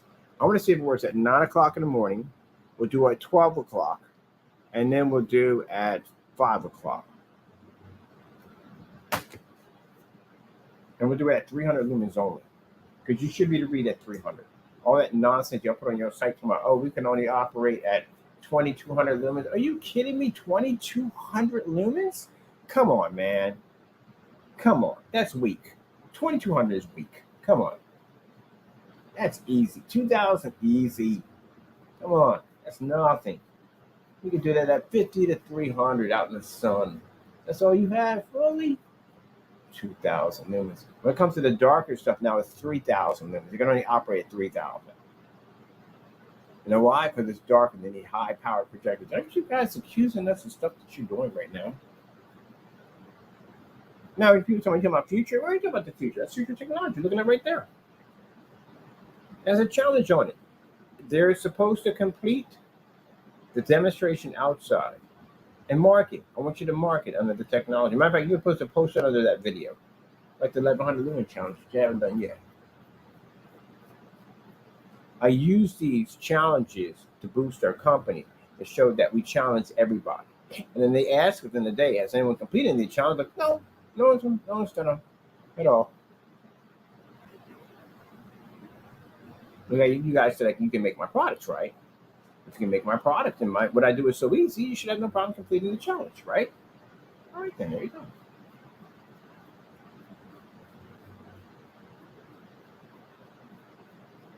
So then, while you're busy on that, we'll start working on the gunmetal because I'm gonna flatline you with that one. That's gonna be really bad for you. Hey, all your gray paint's gonna be gone. Your darker grays will be gone. You won't be competing against that. So, and on top of that's more for the gunmetal technology because the gunmetal technology, that's something I'm really gonna compete with at the end of the day. If I go to a forum site and I mention y'all stuff, I'm not gonna get any credit for that. I told you I don't get credit for that. I get credit for those screens over there. Give me credit. Not your screens. You have to beat those screens in order to get that credit.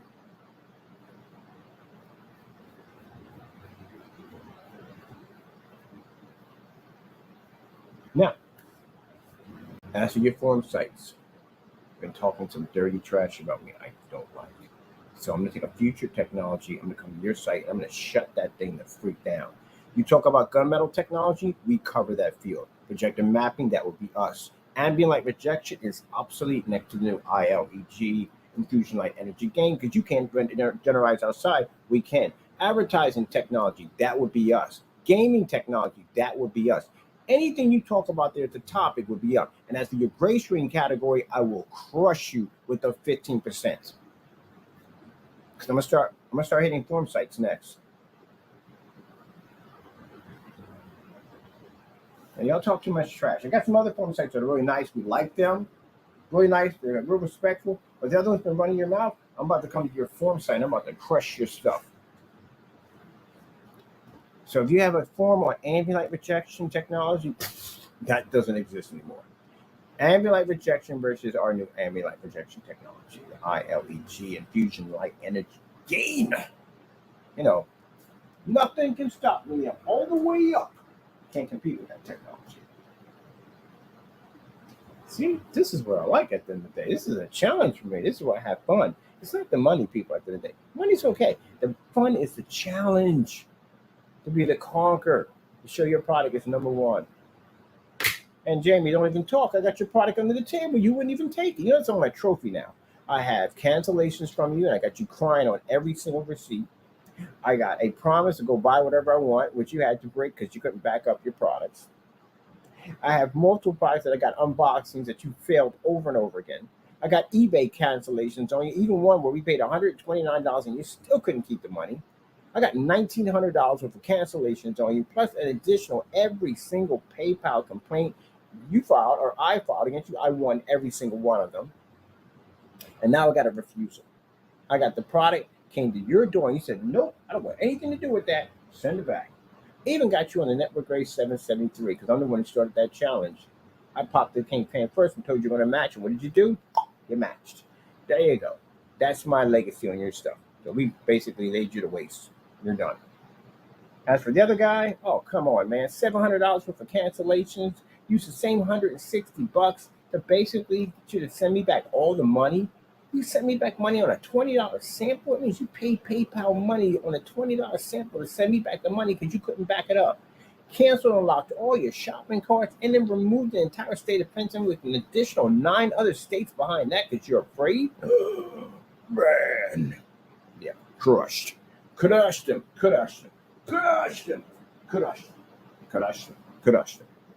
Now you didn't get a chance to be around for the future technology. That hurts. thought you guys would last longer than that. And you got the guy coming up, I'm moving on to bigger and better things. You know, blah, blah, blah, blah, blah. I'm going to start my own 3D company. You can't start your own 3D printing company. You can't do that. You don't have the credentials for it. You can't do it. You know, it's stuff you need to start a company involving those chemicals at the end of the day. It's up there. Mind you, when I filed for my business license, I had to meet up with sanitation to know exactly what we had and what we were using and all that stuff. You can't be walking up there saying, hey, look, I'm using these chemicals used for 3D printing. They're going to go through so much. You do that in an apartment? Heck no, you can't do that in an apartment. Yeah, you don't run a business of 3D printing in an apartment. You know how much chemicals you'd be introducing into the air, the atmosphere, and you're in that apartment with other people and you're trying to run a 3D printing in there? It must be reality. You can't work anyplace else with that stuff. It's a chemical, which means it has to be zoned for a certain environment, which means your trash cans have to be zoned for certain environments. That's why we had to go through sanitation to figure out what the heck we throw out. So you need a certain form of license in order to do this. There's nowhere in the world you starting this. And on top of that, consider the fact that he's known for ripping on people's copyrights and trademarks on the door. If you're printing out anything like Dragon Ball Z or Destiny or whatever you play at the end of the day, or whatever you're printing out, you can't do this. You sell any one of those items, you're going to be hit with a violation for a trademarking violation because you can't sell something without asking for the permission from the original owner. You got to pay royalties for that. So you have to contact them, and they're going to need all his business information, which he doesn't have a license to sell in the state of California either way. So you can't do that either. You're missing the license. That's gone. Yeah, because it's going to require some stuff to get that license. But anyway, you're going to contact them and say, hey, look at this idea. I want to use your product. And you got to pitch the idea to them. And if they say no, then it's no. You can't do it. You can't sell it. I had a friend of mine who used to do artwork on sneakers. And she had some pretty cool, nice designs for the artwork on her sneakers. But she was using Hello Kitty. And I explained to her, like, no, that'll get you a lawsuit. You can't do that. Because that's somebody else's trademark, someone else's design. You got to make your own. And then when you're making your own, you have to make sure that you have it copyrighted. You have to make sure you have it locked in, because you don't want somebody come along and making your stuff. See how that works at the end of the day? You don't want somebody making your stuff, but you want to touch somebody else's stuff. That's how that works. So to make sure your stuff is protected, because you come up with some really cool artwork, pretty nice, and it might sell pretty well. Then you have to worry about somebody doing the same thing that you're going to do to somebody else. So you're going to have to protect. Look at my lights, how bright my lights are inside the case. Look at the top of the ceiling. That's how bright the lights are in there. But anyway, yeah, you got to protect yourself. I had to tell her, look, anything you have of any other people, pull it down and get rid of it. Because you never know who's going to come into your website to buy. It could be a representative from their company, and you're in a lot of trouble then. So she pulled everything down. She comes with her own line, sells pretty well, and she's doing pretty good. But yeah, if he's selling anything in there, he sells anything in there. At the end of the day, that's a trademark violation from the door. And on top of, like I said, if you're doing anything involving those type of chemicals, oh man, you got to have so much paperwork. I had to go through a bunch of paperwork. When my business was online, I had to go through a ton of paperwork. So I can imagine what you got to go through for that kind of chemical.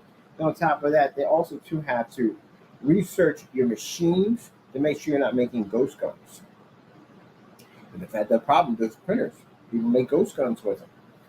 So you have to go through that whole inspection thing on top of that. And they're going to have to inspect the facility. They can't inspect the facility if you're doing it out of your apartment. You're not supposed to have that as it is in that apartment to begin with. On how to compress and compact that compartment in with the people that are living in there and the people around them. You can't be operating machinery like that in there. This fumes can cause cancer. After a while, this fumes can give you cancer. You can't operate machinery in there like that. All those aerosol cans stacked in corners. And he's spraying aerosol cans. And I hope he's not spraying aerosol cans in the unit.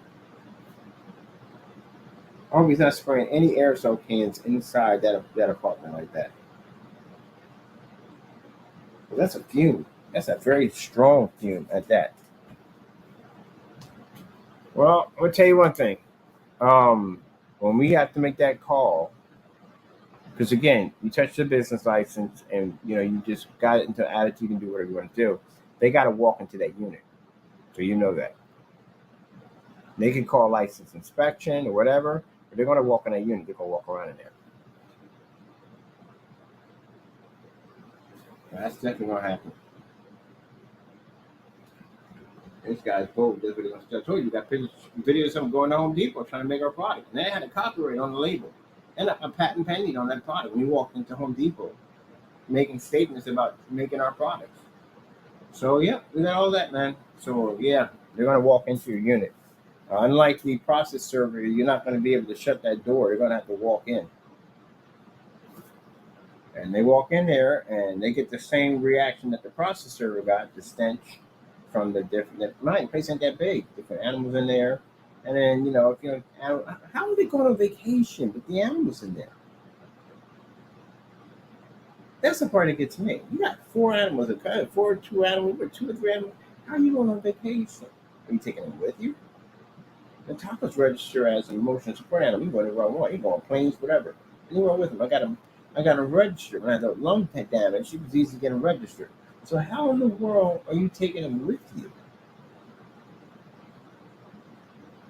If you're gone for about 4 days, they gotta have some way to eat. And they gotta go to the bathroom. And you got carpet in there. I know they're not peeing on that carpet. I know they're not pooping on that carpet because they are. That's insanitary.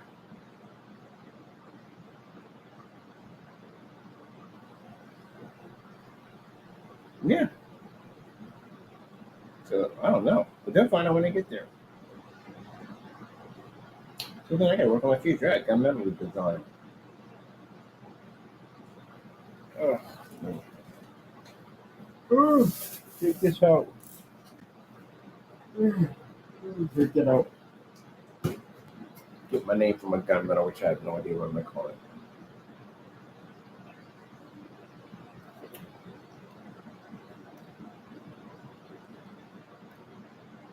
Maybe we're going to call it gunmetal. And gunmetal's been done to death. And it's been dulled down. I mean, really, I don't even want to be labeled by the people who make gunmetal. Because it's gunmetal they make. I mean, gunmetal they make is good, but it's not going to be on our level gunmetal. I'm my own type of gunmetal. I'm my own name that defies our technology being better than everybody else's.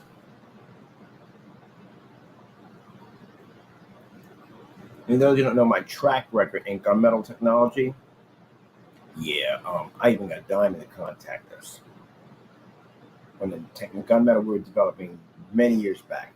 So trust me, I know what I'm doing. And I'm beating every screen with my gunmetal technology. I have no record.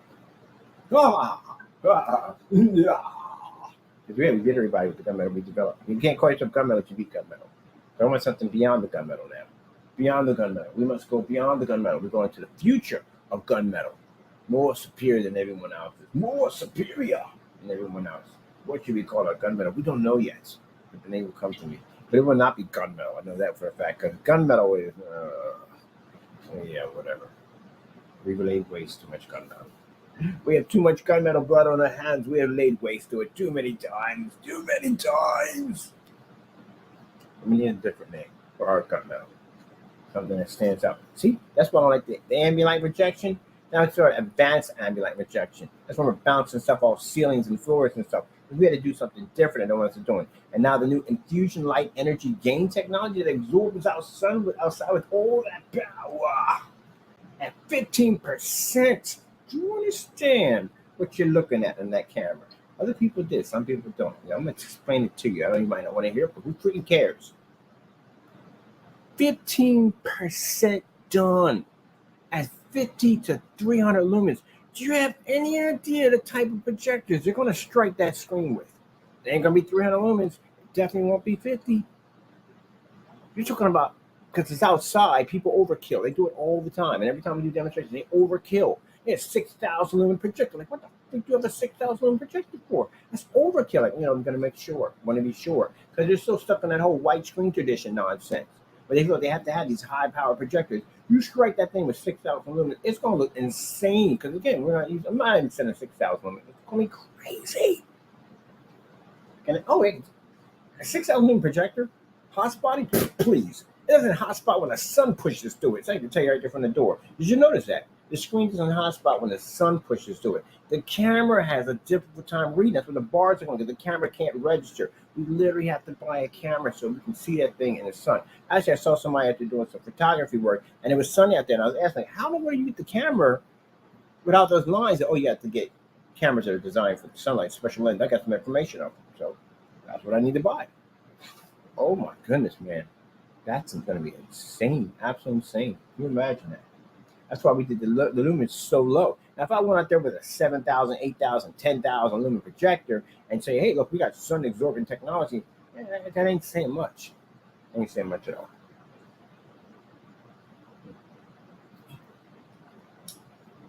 So we now changed ambient light projection technology. Other than deranged gain. Oh, you got to roll your eyes on that one. Deranged gain. Okay. All right.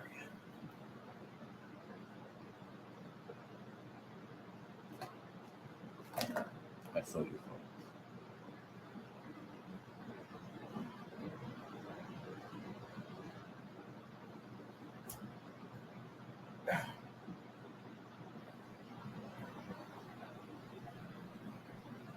All right, let me go take a look. I have to be out good. I'm going to play out in the sun. Ugh. And I'm going to miss these little talks we have, you know that? When we hit the stage we're going to be going, all this will be going. No more. I'm going to be concentrating more out there, showing my screens off here and there. You can see it on the other channel. You see me walking around doing the demonstrations there. I'm going to upload them at screens on the go. Over there. Over here is going to be mashups, you know, flexing. We're going to do a lot of flexing on the channel. Flex on this channel. You know, and give challenges out to these people who make these products. You got to keep you busy. And I'm going to be playing around the other channels, having some fun. Just showing off our technology. That's what it is. Now, for customers, they love it. They're entertained by the whole thing. The people who get upset are the people who make the products. You're the ones we like to mess with. Because, again, we know your stuff don't work. We tested all your stuff. We know your stuff don't work. I've watched your demonstrations. I'm an expert in the field, man. I can read your entire environment and tell everything that's going on in your environment. It's like finding where's oil in 2 seconds. I can see where your light dodging, how you got your curtains set up, your blinds, all that stuff. Where your projectors are positioned. I can see everything in your videos. I can see all your weak points. All I would have to do is take you outside. Because you're not used to being in that type of environment and just watch you disappear. We got something we're building called the greenhouse. So actually it's a big greenhouse, but your screen's going to stay in there with us. See how well you take it. We should have no problem there. We'll give you a vantage point. I'll give you a 5,000 projector versus our 300. We'll still take you out. Oh, that's going to be embarrassing, ain't it? Anybody willing to go into the greenhouse? What about the easy bake oven? Oh my God, that's what we had to build to advance our technology. Because we have to make it harder for the technology to work. So we can advance it to make it better. The easy bake oven, the UFO, I don't know what we're going to call something. But anyway, the customers at the end of the day, I'm not sitting there, oh, we'll buy from this guy at the end of the day because his product. No, they'll buy from me because I can back my products at 100%, and you can't. And I know when they come and ask you questions, well, what about this and what about that? You'll say, oh, but that's not real. But it's not real, but you won't sign my contract and walk into a courtroom, will you? So customers, if they ever say out of their mouths, it's not real, say, Mr. Bird's got a contract. Once you sign it and walk him into court. That's all you got to do is say and watch him shut up. Because they won't do it. They won't sign it. Go ahead, sign it. Let's go into a courtroom and see if my technology is not real. So you know better. Just like when we sent that paint to him, he knows better. You know you have to send that back to me. Just like you send my money back to me, you know you have to because your stuff doesn't work. You can get on camera and showboat and dance and play your games all day, but deep down inside, when we make it real, when we bring that reality to your front door, people will see what you are. You will cancel states. You will pull your websites down. You will return money back to my banking account. And anything you send to your front door, you will send it back to us, even if it's your own stuff. Tell me I didn't back it up. All right, then. There we go. Now, the reality is, the bottom line is that is your actions at the end of the day on how you handle, how we come at you. To walk into a courtroom with me on a document like that would be a nightmare for you, right? And if you get the document, say you sign the document, or you don't, the document comes to your front door. It's another way to come.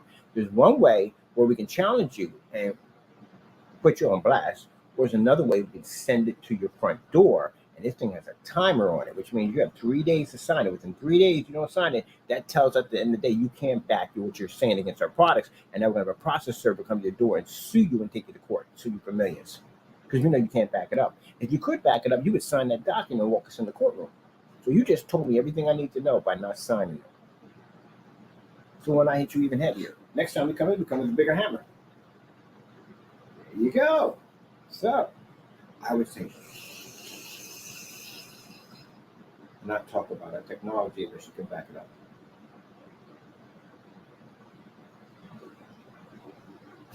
All righty, then. I'm so glad we had to talk about our future technology. And see, customers see me do this. And the first thing they do is they'll come to you and say, well, how come you don't sign the contract? Ask them, how come they don't sign it? Put some pressure on them. Ask them, how come you don't sign Mr. Bird's contract? You know better than that. There you go. Yeah, they know better. They just talk trash because they're on YouTube, that's all. But in real life, then the day we get into a showroom, I'll crush your stuff in no time at all, man. Move about my business. So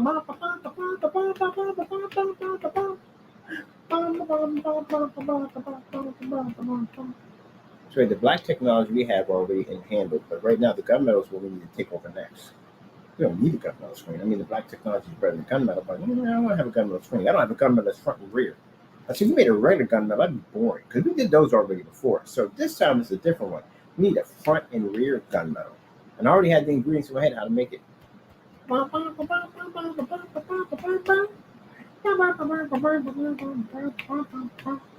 gonna take that thing everywhere. It'll be the gunmetal that'll go anywhere. Anywhere it wants to go. It can go anywhere. All right, I'm bored with this whole thing. I am. Look, I'm on different forum sites. They all know the future of our technology. I like this YouTube channel. You know why? Because I can mess with the freaking people make paints. Because we know y'all coming here. Yeah, we know y'all are here. We just gonna just mess with y'all. Y'all don't have nothing. Y'all have nothing at all. You have nothing. Jamie, if you're selling on eBay, you know what I can do? I can open up my page on it and put all your canceled orders on it. Your videos showing at the end of the day you cancel and put money back into my banking accounts. Even showing how your video, how you make the product for free. Can't get mad about that. That's your video, right? That's what it is, right? But do I care you're selling eBay? Nah, who cares? You already backed up on your whole thing about moving on to bigger and better things. So we knew you had nothing left. So you had to go back to the paint anyway. So that's even more embarrassing. That's like a person who plays basketball. You need to leave on a high note, so just leave that alone. But anyway, goes back.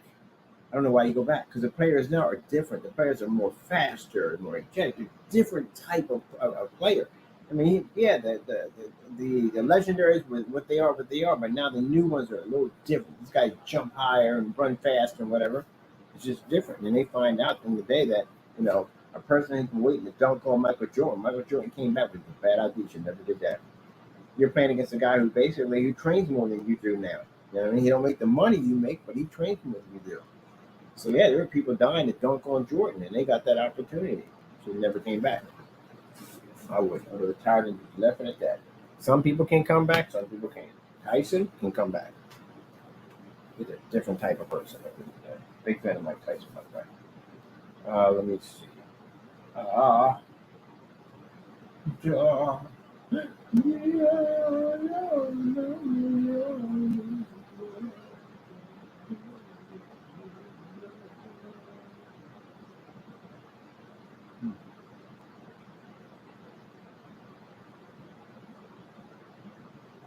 No, I'm gonna go there. Yeah, for that. Oh man.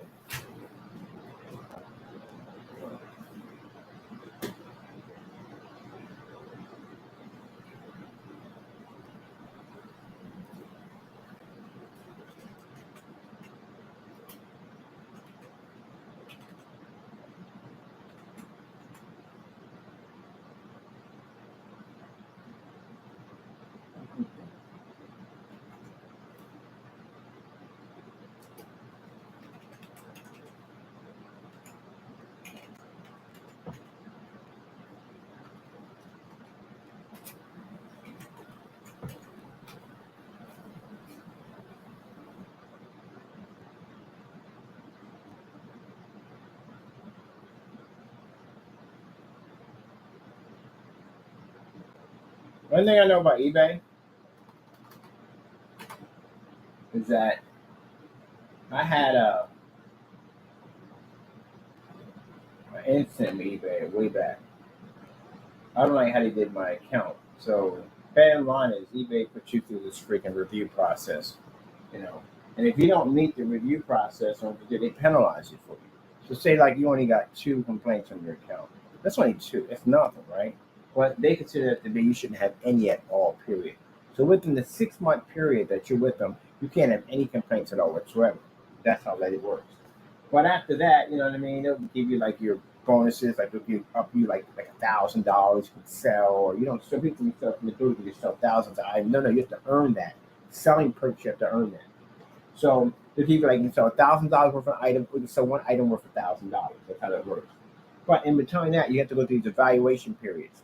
They feel that you haven't selling enough, or if they feel that at the end of the day that you've got some complaints against your account, what they'll do is they'll basically drop the limit on how much you can sell. You could be selling like $1,000 for an item, they could drop you like $250. So you paid money for all those listings that they just took off your account. That's what I don't like about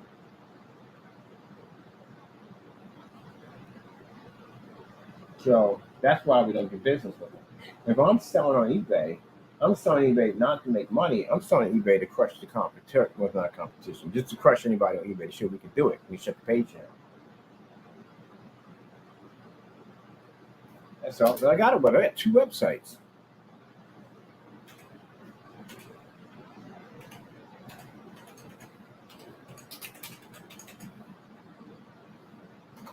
I got 2 websites.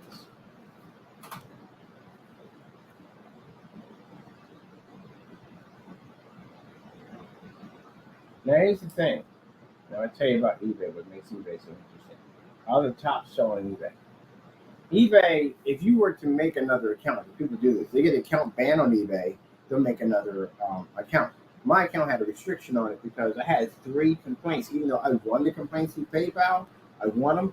eBay will still turn around and give you the restrictions on the account, and I didn't like how they did it. So I designed to be another account. Those accounts don't stay long because eBay will find the account and take it out. That's what they do.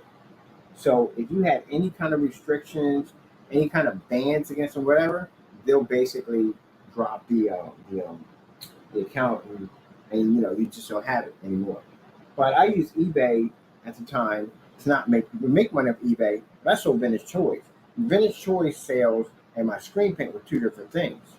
I used eBay to make money to support my company because I didn't want to take a loan from a bank and own a bank.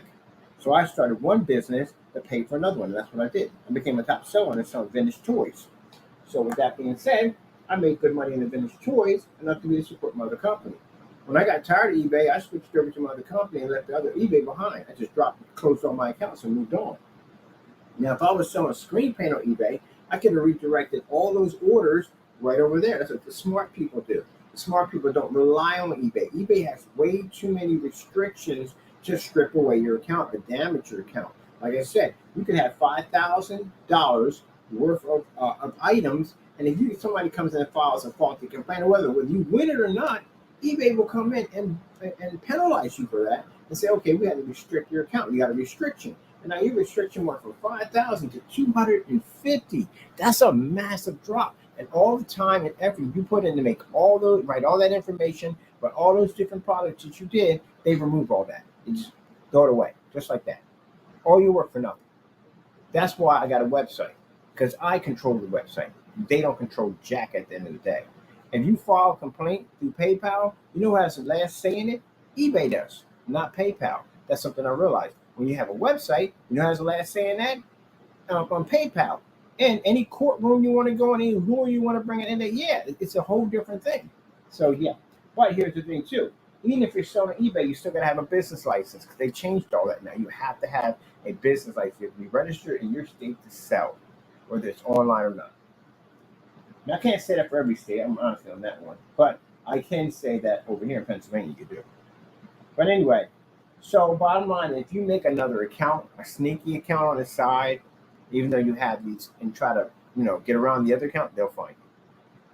So, Jamie, you don't have an account on eBay, because we know for a fact that you got banned. You got a ban on eBay because you know what you did? You went in and you did some shicey stuff, the Metallica Mix 2.0, which we can prove that your product was a free product. You were giving away for free, and you're ripping customers off for $65 for it. On top of that, you use my company's name multiple times on eBay, and we told eBay that this is a legit name, this is our company. We slandering our company using eBay. You can't use eBay to slander somebody else's business. So with that being said, this account got banned. Jack, I know all this stuff already. Like I said, I was a top seller on eBay. I know all the stuff on eBay. I know it. I used to be a top seller there. I said, so vintage toys on eBay. Jackety Jack. Because he came with the name Jack. That's why we're saying Jack. This guy called Jack contacted me on my account and said, hey, blah blah blah blah blah. You can't open up another account. eBay will find it in a hot second and they'll get rid of it. This is how they get rid of people who have duplicate accounts, people that are doing things they're not supposed to be doing. So I put down Crow 11.6 projector screen paints. You have to put down projector in there. If you put down just screen paints, it brings up screen paints for shirts, involving screen painting for shirts. So you have to put down projector in there. Anyone that's selling a projector screen paint is always going to have that keyword in there, projector. You see right here where it says, no exact match found anywhere at all, period.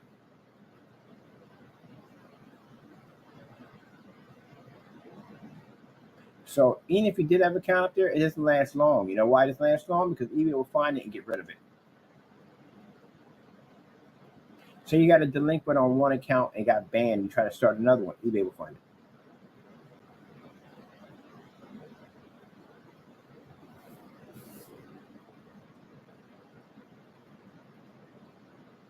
Because the same shicey nonsense he did on his website is the same shicey nonsense that he did over here on eBay. And eBay doesn't tolerate that stuff.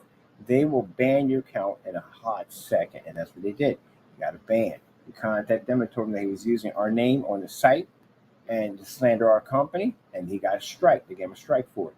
He went in and he basically charged us $129 for the paint. It kept jumping. It kept jumping. Every couple when we went to make the order, it paint jump. You know what happens? They call it price gouging. So that's what he was actually hit with, because it shows on his account that this is what we paid for. All of a sudden, the price just jumped rapidly through the roof. There you go. He got a strike on that one. So he got enough strikes to get the ban. So he can't sell it here. See, everything else is on here. But he's not on here.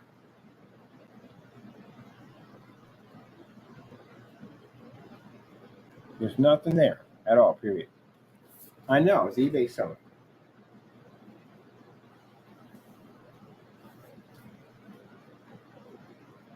eBay has the option to read their policy, like their real strict policy. And their policy, they have the right to remove anybody they want from their chosen will. They feel that you're not selling enough, they can remove your store. So you're at the mercy of them. That's why I would say I would have a website and sell on eBay. eBay is good because eBay has fantastic traffic. They have a lot of traffic that's guaranteed to flow through your site. You got to learn to redirect it. First, get some products on there that sell very well. You get built up a nice, good customer base on there, and then you just send out little short emails. Not emails through them, emails through your own email account. Because you send it to them, they'll see the emails. Send it to your own email account and say, hey, look, thank you so much for buying my product. I'm in the process of building my own website, da-da-da-da-da. Here's the address. That's all you got to do. That's it. You rechannel all this over to your site. That's what you do.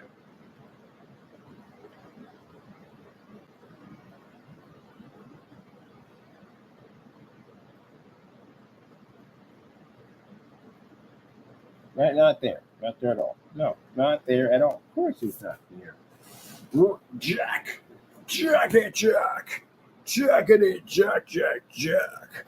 Jack. That's the guy. That's he called himself Jack. That was actually that was what you call him, Jamie. Jamie's Jack. Jack and Jamie. I'm trying to sound like a TV show. Jack and Jamie.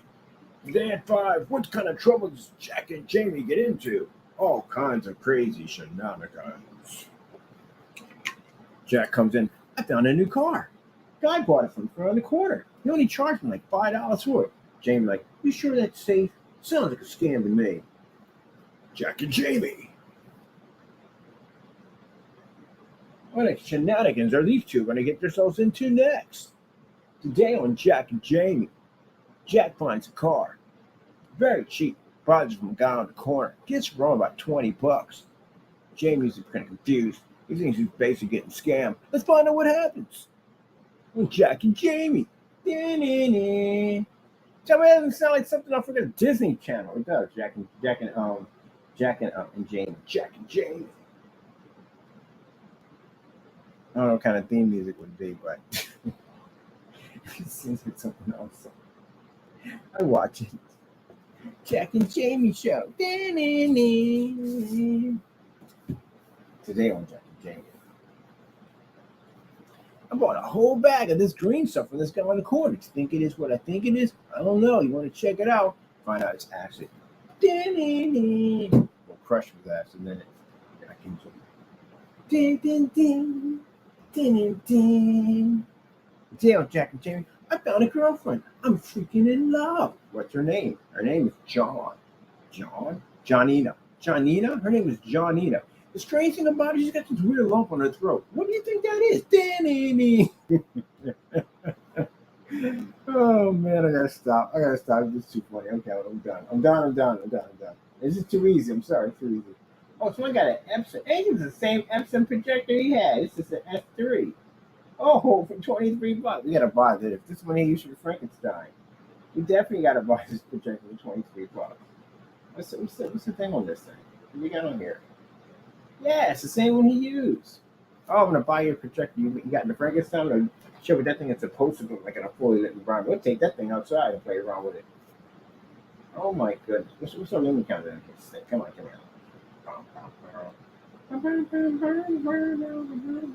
500 to 1 contrast. That's all it has on it. 500 to 1. That's amazing. I'm gonna blow that thing out of the water. 800 by 600. Yeah.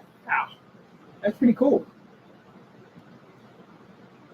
Does he know his own projector? There's 1,600 lumens on that projector. I'm gonna have to go look that up again. That's an S3 power. These are cheap, man. These are cheap projectors. What I'm using over there is an Epson. It's an S6. S6 for $16. Get these for cheap, man.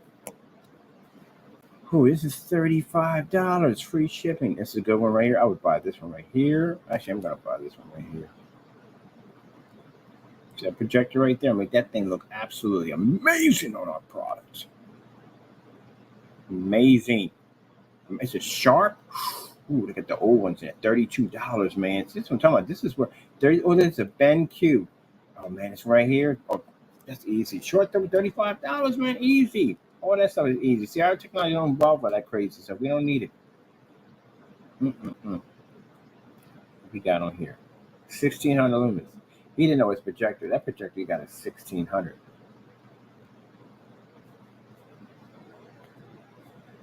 I gotta find this out. I got it on my account. I got the whole video document.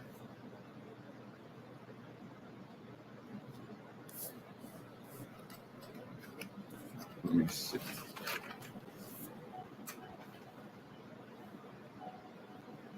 ILEG. ILEG. Look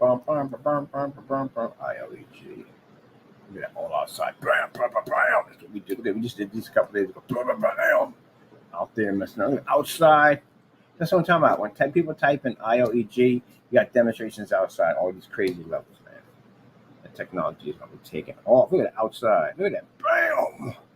There we go. That's what I'm talking about. What do they say about y'all technology when they talk about y'all? When y'all type in y'all game, what comes up? There we go. That's what it says at the end of the day. It doesn't say anything. All right? All right, then. There we go. There we go. There we go. I've been working on. Whoa, really? People? Thank you so much. I love you so much. That's beautiful. That's real beautiful. 7,000 views on that right there. That's pretty crazy. Thank you so much. I'm my cardboard setups right there. You know, let me tell you something. For people who support my cardboard builds, thank you so much. I appreciate that. I really do. When we come on here, we talk about the naysayers. The naysayers don't like what we do. And the naysayers who would basically come in and make their stuff out of cardboard. A lot of people make their stuff out of cardboard. Cardboard is a lot of interesting product to build out of at the end of the day. And it saves people so much money, especially when you could take something like that and turn it into something pretty cool. And I spent like 500 or 900 or $3,000 for a PC case. The PC cases can be really expensive. This is where I gotta explain this. The console gamer, your cases are cheap. They are. They're very cheap. PC cases, on the other hand, are very expensive. You can spend a lot of money for a PC case. For what we pay for a case, we would easily pay for your system alone by itself just for a case. You spend $3,000 for a case. You spend $5,000 for a case. You spend a lot of money for a case. 400, 500 for a case. Yeah, for what's your console system, you can literally pay for a case. But to make a case that you can make look different from anybody else's case, looks like this. See how amazing that looks over there? Look how amazing that looks. Look at it, naysayer. Look at it. You don't understand the concept of a martyr, do you? It's what I do. I'm a martyr. Well, actually, I'm an expert martyr. I can change anything I want. Any part, anything can alter and change it the way I want. Heck, if you get me a soldering gun, I can redesign my motherboard if I want to, because I'm a martyr.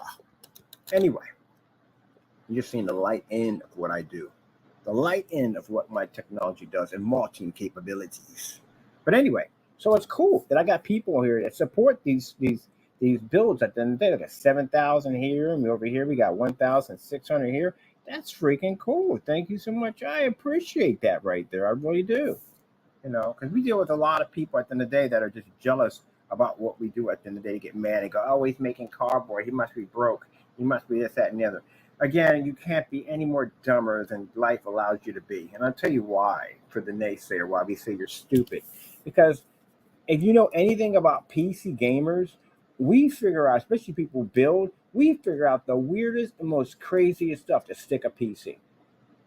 A guy stuck one in a refrigerator one time. I just watched that over there. It's the most fascinating thing I ever saw. We will figure out a way how to put a PC in the most strangest place you would ever think of. Because we can. That's why. That's what we do.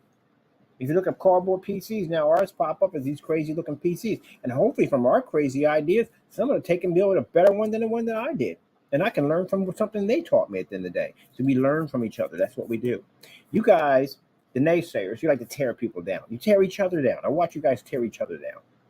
But in our world of the modders, I watch somebody build something and go, wow, that's freaking cool. That's sick. And I'll build something similar to what they're building. And someone may see what I'm building. They may build something better than what I'm building. That's how we work. We build. We help each other out. Thank you so much. I appreciate that. I really do. And it's awesome. Awesome sauce. Awesome sauce, people. Awesome sauce. Thank you. Thank you. Thank you. Thank you. People think, oh, he doesn't. I appreciate the people view our channels. I really do. This is naysayers. We have to put you on blast because you guys are constantly crying all the time. Crying all the time. You're gonna keep it up, and your eye ducts are just gonna basically your tear ducts are just gonna completely go dry. They're gonna go dry. They're definitely gonna go dry. Yeah. But anyway, thank you. I appreciate that. People support our channels. Thank you so much. We appreciate. And those people who don't support our channels, you can go bite me. Wow, we got 13K videos now. We're at 13K. I kept saying 12K. We're over that now. We got 13K in videos. Look at that. Yeah.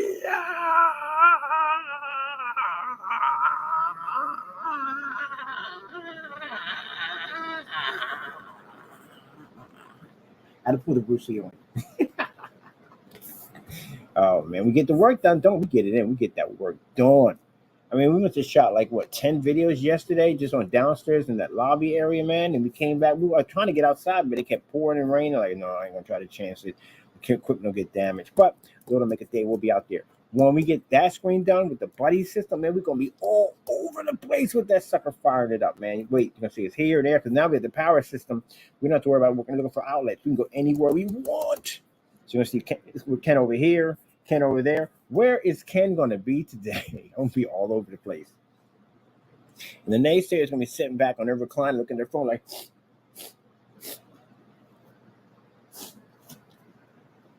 I can't believe you over there doing a demonstration like that.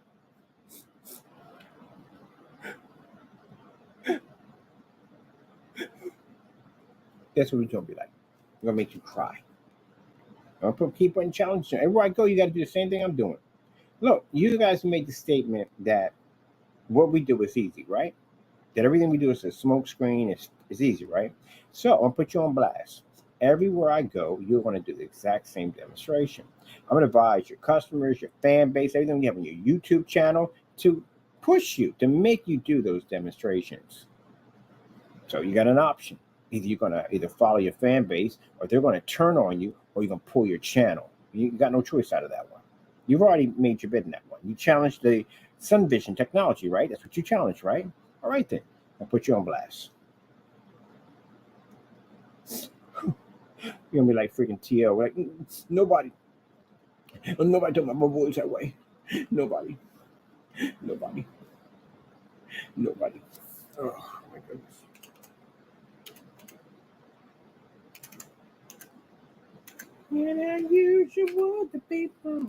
Now you know when I do this, right? When I have this whole fun with you guys, and I do the whole thing at the end of the day, you know something's about to come, right? It's basically going to crush you. You know that, right? We do this all the time. It's a pattern of ours.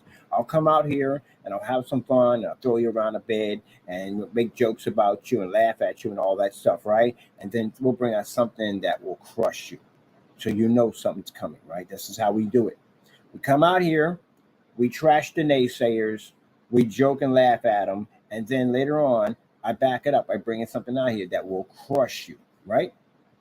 What do you think's coming?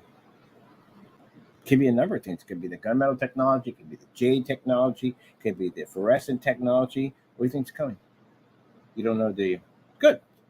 I'm not going to tell you. You'll figure it out. It's not unusual. This is how much testing we've done on this stuff. Remember I told you about the paint we tested? Yeah, we tested that product on this product. It beat the daylights out of its paint. It's very good too. Very good.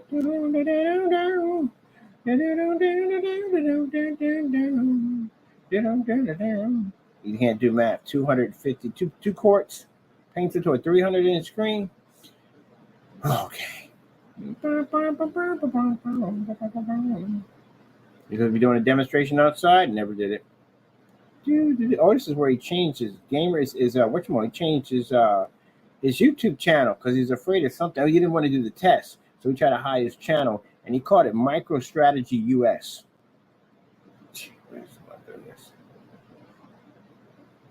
Ask some questions. You're going to answer questions. Made his product again. This time we used gray primer. It did the exact same thing. You know how many different forms of paint we made his stuff out of?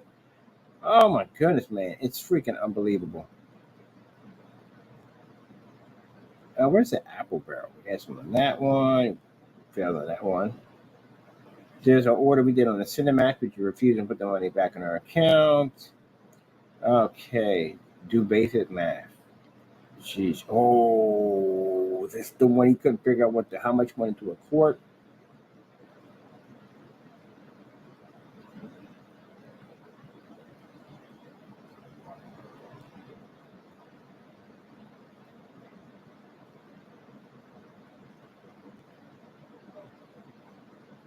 Oh, look how badly the screen washed out in the background. Do you see how badly the screen washed out in the background? Oh, this is the one he couldn't do basic math on. He didn't know how many quarts went into a gallon. Is this it?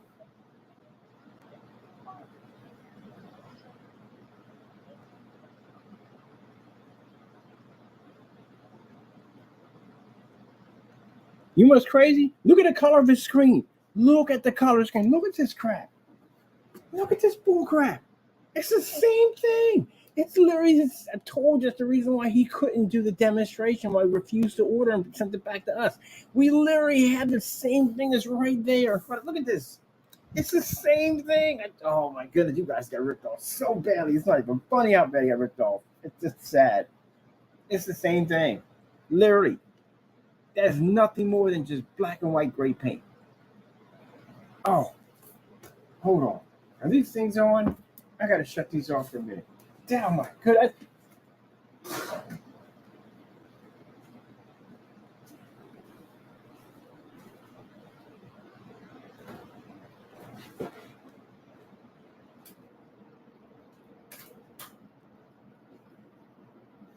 It's the same exact thing. The same exact thing. The same thing. It's the same color. Look at the color of that. That's why I told you that stuff was basically the same as network grade 773. And it's the same thing as the free mix. They all do the same thing. Oh, it's the same color. Because this is where you had all the lights on near the screen.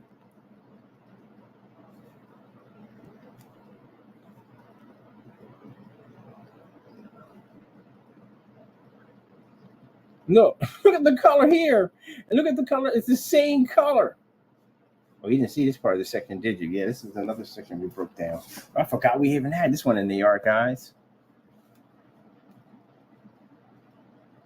Oh.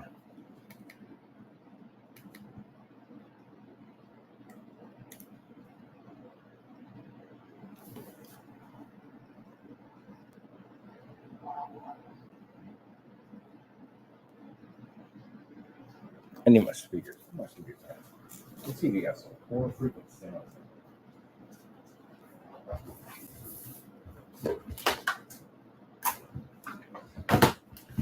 Yeah, it's the same color. Look at the screen color.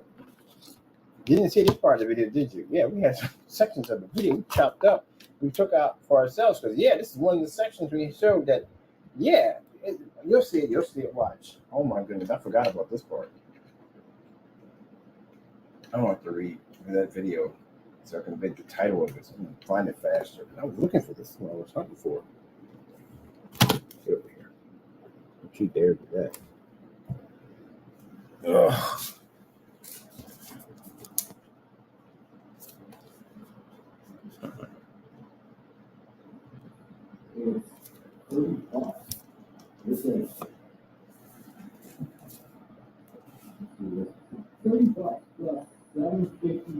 Pause. Oh, I want to pause right there, man. Pause.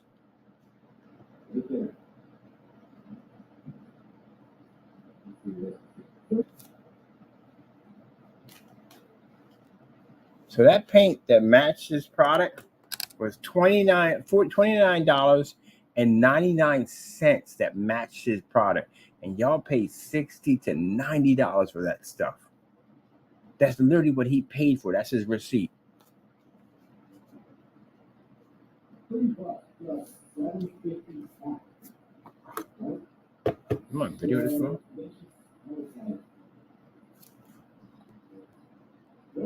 Now, he just said $30, right? $30, right? Now, again, product will cost more. Over the counter. I mean, you had it. The second time you said it, it was 4, which was 4 would have been the magic number.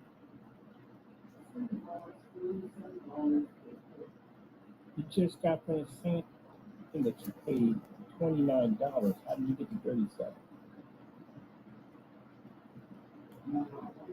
Yeah, this is the one. But why is our volume so low on this freaking whatchamacallit? Our volume is super low. We got our way up and we're still ahead. Let me see something for a minute. Is it just a video? Or is it just basically the speakers that are doing that nonsense? Let me see that for a minute.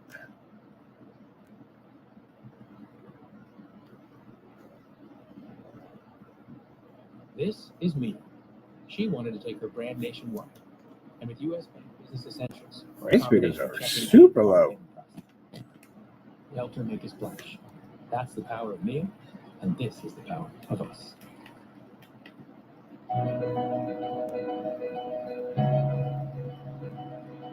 What are we down here for? Whatchamacallit? Let's see.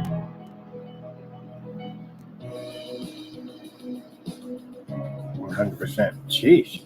These are super low.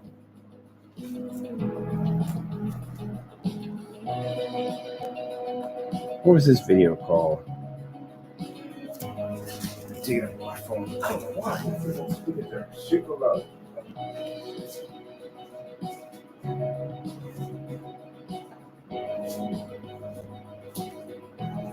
I got the charger on my phone.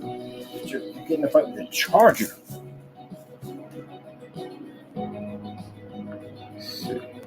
This is the one I was looking for. I couldn't figure out exactly where the video was at.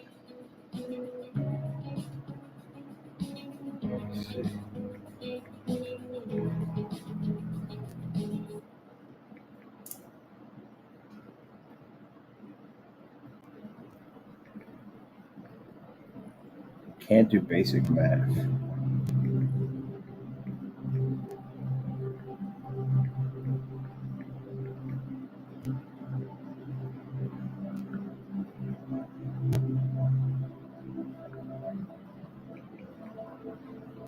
I'm on here trying to find the projector because I want to buy the exact same projector in the environment. I'm going to take it outside.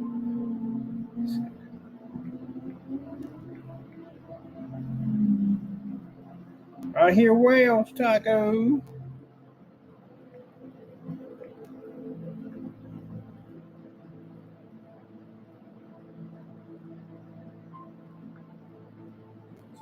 Associates. So this is what I want to come in here and talk to you about. First things first, my name is Kenneth Byrd. My company is Crystal Edge Technology Screens. And as I said, live stream, this guy went into a freaking complete meltdown rant in the room and just started continuing typing in the same word. Oh, this is what he snapped on us. Again. I told you I got a few friends in the professional field. I sent this over to them. They said it seems like the person may have some mental problems. At the end of the day, it might be losing it.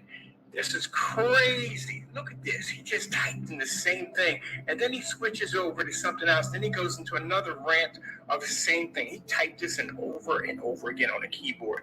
This is not professional. This is why I tell you, gentlemen, don't do stuff like this because this can come back to bite you in the face.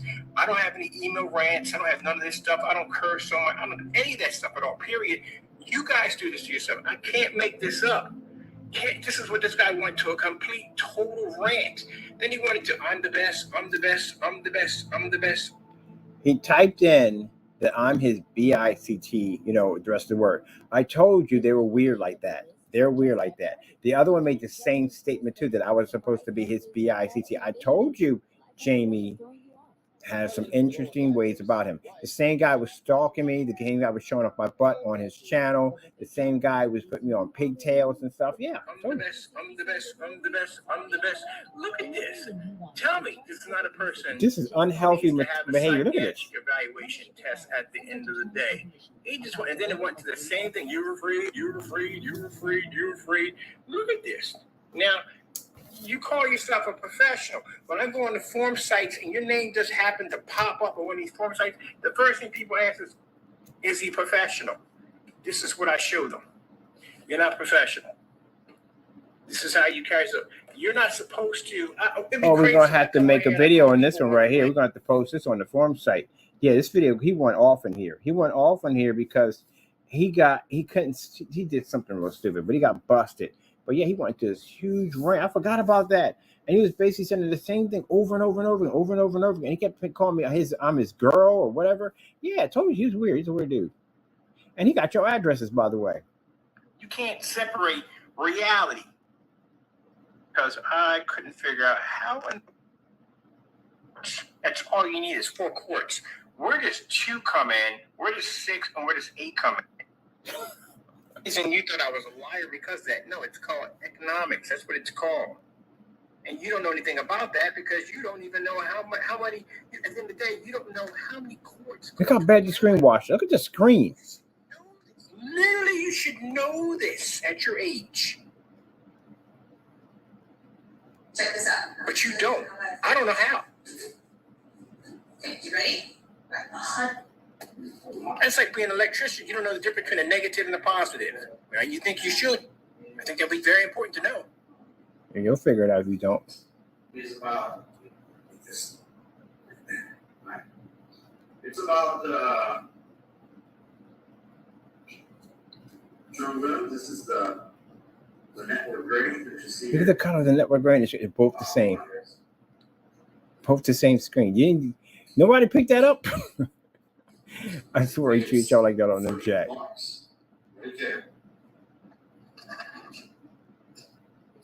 He treats y'all like y'all stupid. I swear. You didn't see the sample sheet?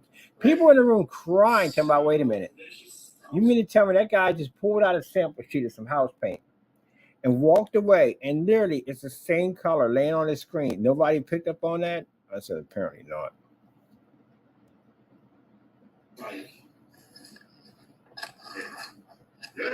Now, you just said $30, right? $30, right? Yeah, but he said 40 bucks on the other one. Again,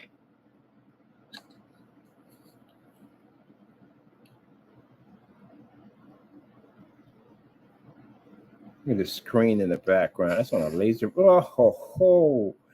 The reds are white. His hoodie is brighter color.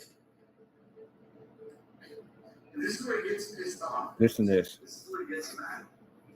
Is it better spending $40 or so Got confused. how many you paid? $37 for a quart. Now, how much is it for a gallon? 2, 4, 6, 8, $80, you think? No, Crow. If it's $37, okay, again, you just paid $29.95 or 99 cents. Even at $30, all right, at $30, there's no way in the world it would come to $80. That's virtually impossible for it to come to 80. Where do you even get the 2 from? What is 2, 4, 6, 8? A gallon, if you're going to add that up, it's going to be 4. So it takes 4 quarts to make a gallon. Each quart is going to be 32 ounces. If you take 4 times that into a gallon, it makes it 28 ounces. That's what it would be.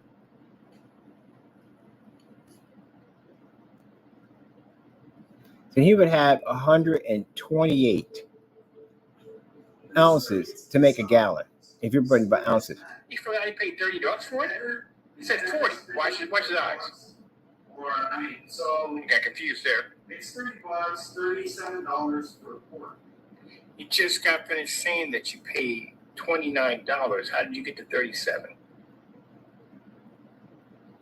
Now, how much is it for a gallon? 2, 4, 6, 8, $80, you think? Where are you getting 2 from? If you're talking, Yeah, that's the guy you paid the so you pay. You got 2, 4, 6, 8. Again, there's only 4 of those in there. He had it right when he got it. Oh my goodness. 32 ounces, 64 ounces would be 2 quarts. A gallon would be 128 ounces was what you would have. You should know that. Everybody, you started learning about liquids in what, 2nd grade? Yeah. I was looking for that one too. So now we know what that. I'm marking that sticker. I gotta come back to that because this is where he went into the freaking rant, cursed me out, all kinds of stuff. I need that for court anyways and show exactly. They want to paint a picture that he's a good citizen. I think we're not gonna really have a problem showing that he's not. The stuff we received from this guy. Let me see, and that's right off his website. As you can see, you're having direct contact with him. I was wondering where that thing was at. Let me see.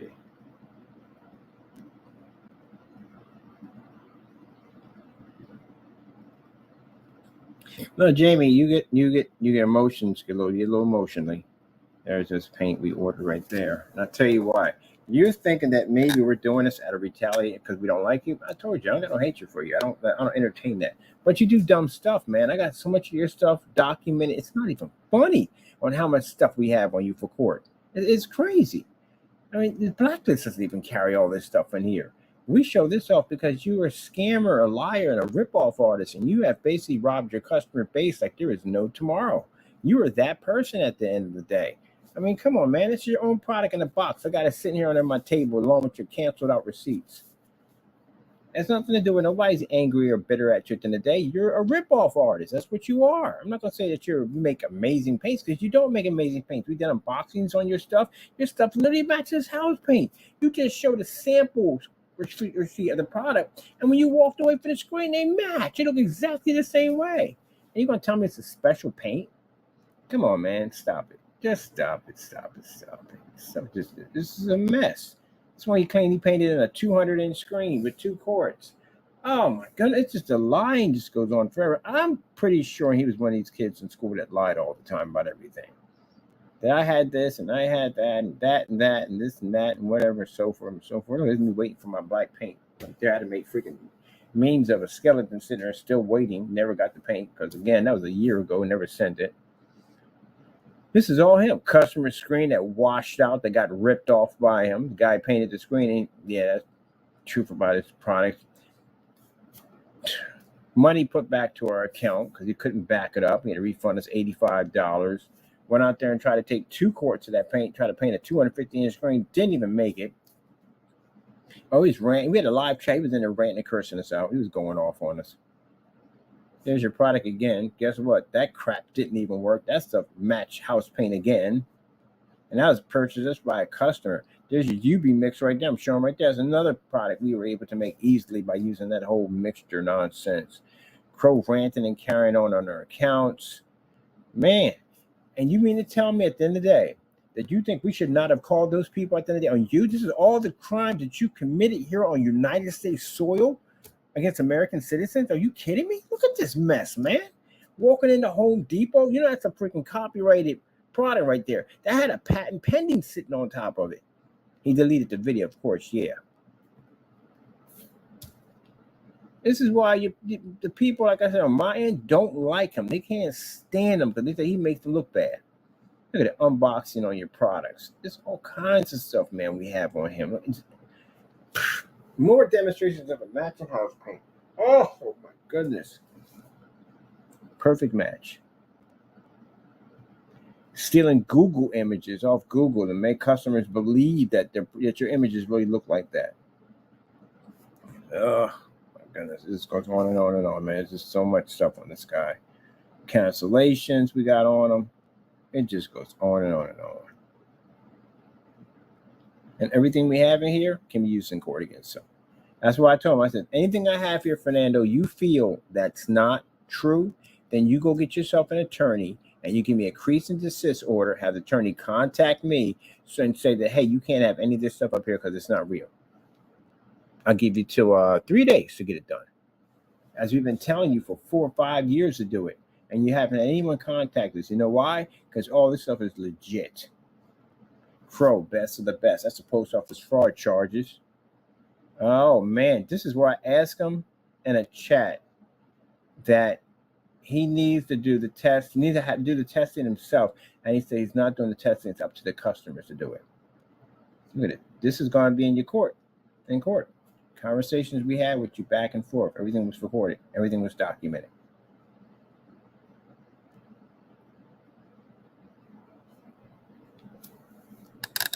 Your shipping policy that tells your customers if it lands on the property, you're stuck with it. $70 surcharge fees, all kinds of stuff he had on here made to rip off his customers.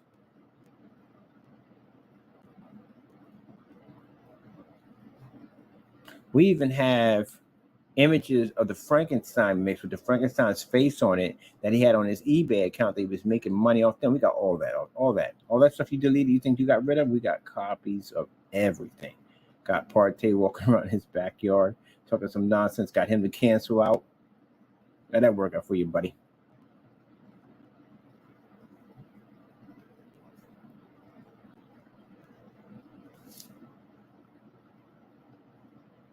That's Conversations from Crow.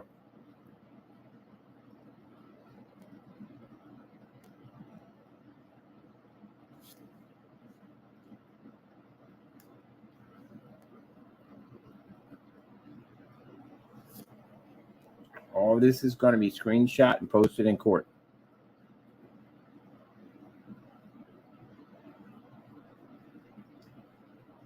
No future here. If you notice, this product went under so quickly, no future.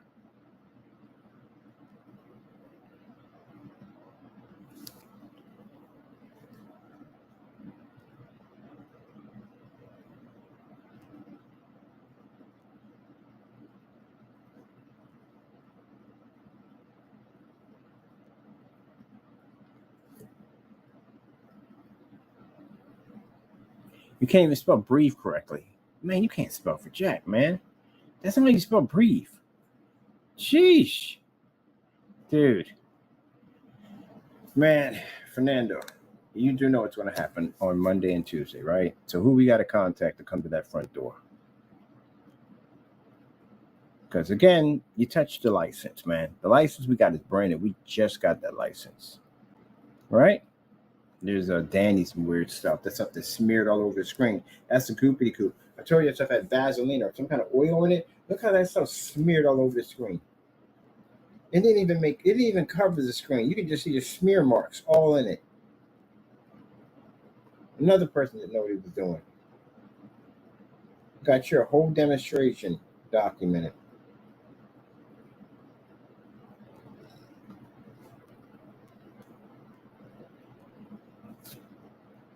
This is supposed to be future product. This mess, untested, fast, quick scheme products that are designed to rip people off.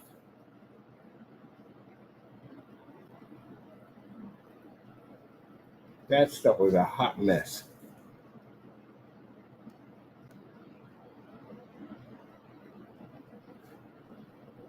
And we got everything documented, gentlemen. Everything is documented for court.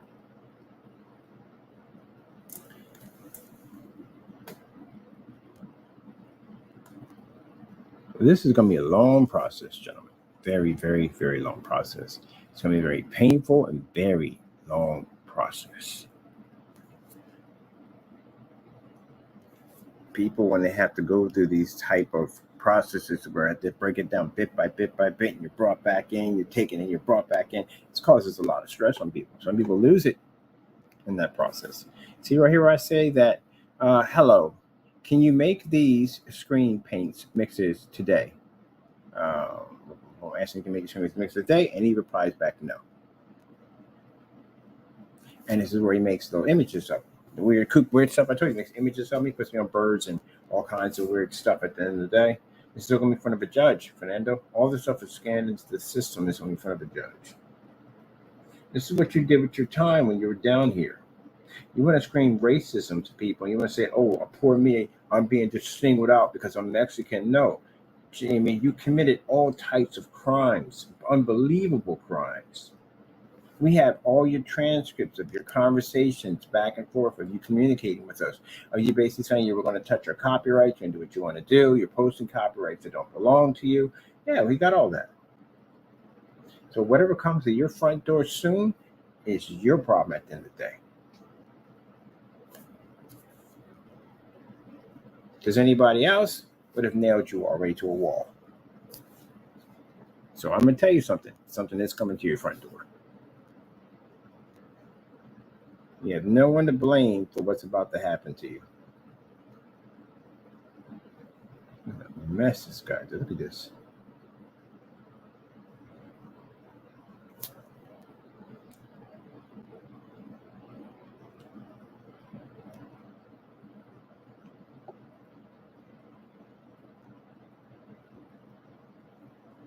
Just carrying on and acting up.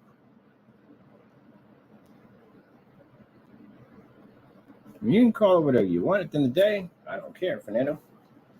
That control order I have, I'm going to push that thing right through the roof on Monday morning. I'm going to contact law enforcement. I'm going to show them that we just filed my license. I just filed at City Hall. But you went into your YouTube channel and you started copying me, claiming to be me at the end of the day. That's a license. You can't touch that.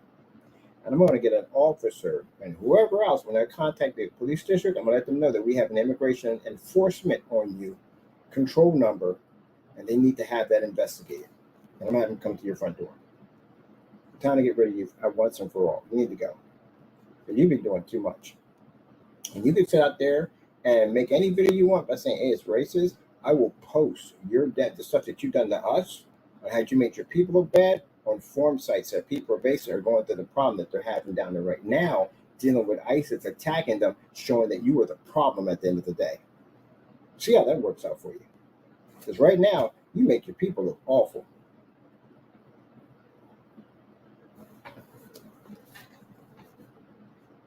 A person who's working in a restaurant, minding their own business, and they get picked up by ISIS, that's wrong. A person who's going out committing crimes in our country at the end of the day deserves to be removed.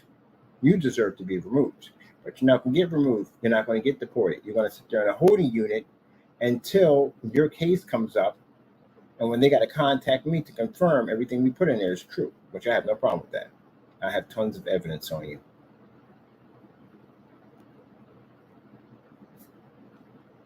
All that, imagine all that evidence in just one of those, and we have all this stuff against him, all this stuff he's done.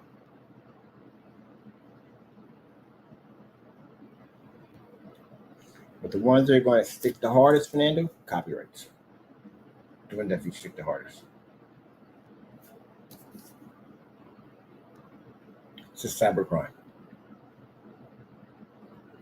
The doxing, also too, in California, there's a playground when it comes to doxing. You know that from the door. We have that too, posting people's addresses to your website.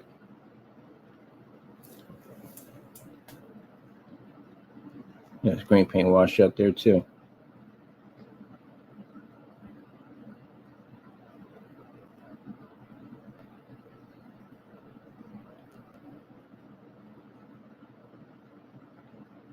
Had to call the post office on them. Post office for basically post office mail fraud. I forgot about that. We got to contact them about that one too. Can't forget the post office mail fraud, can we?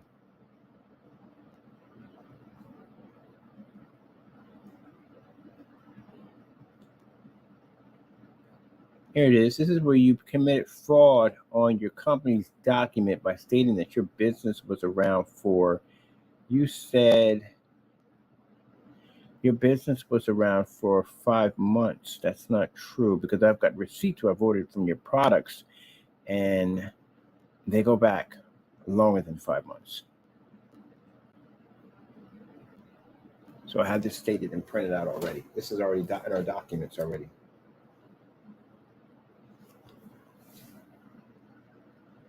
And then you got that whole statement due date thing and all that stuff. They're going to dig into that.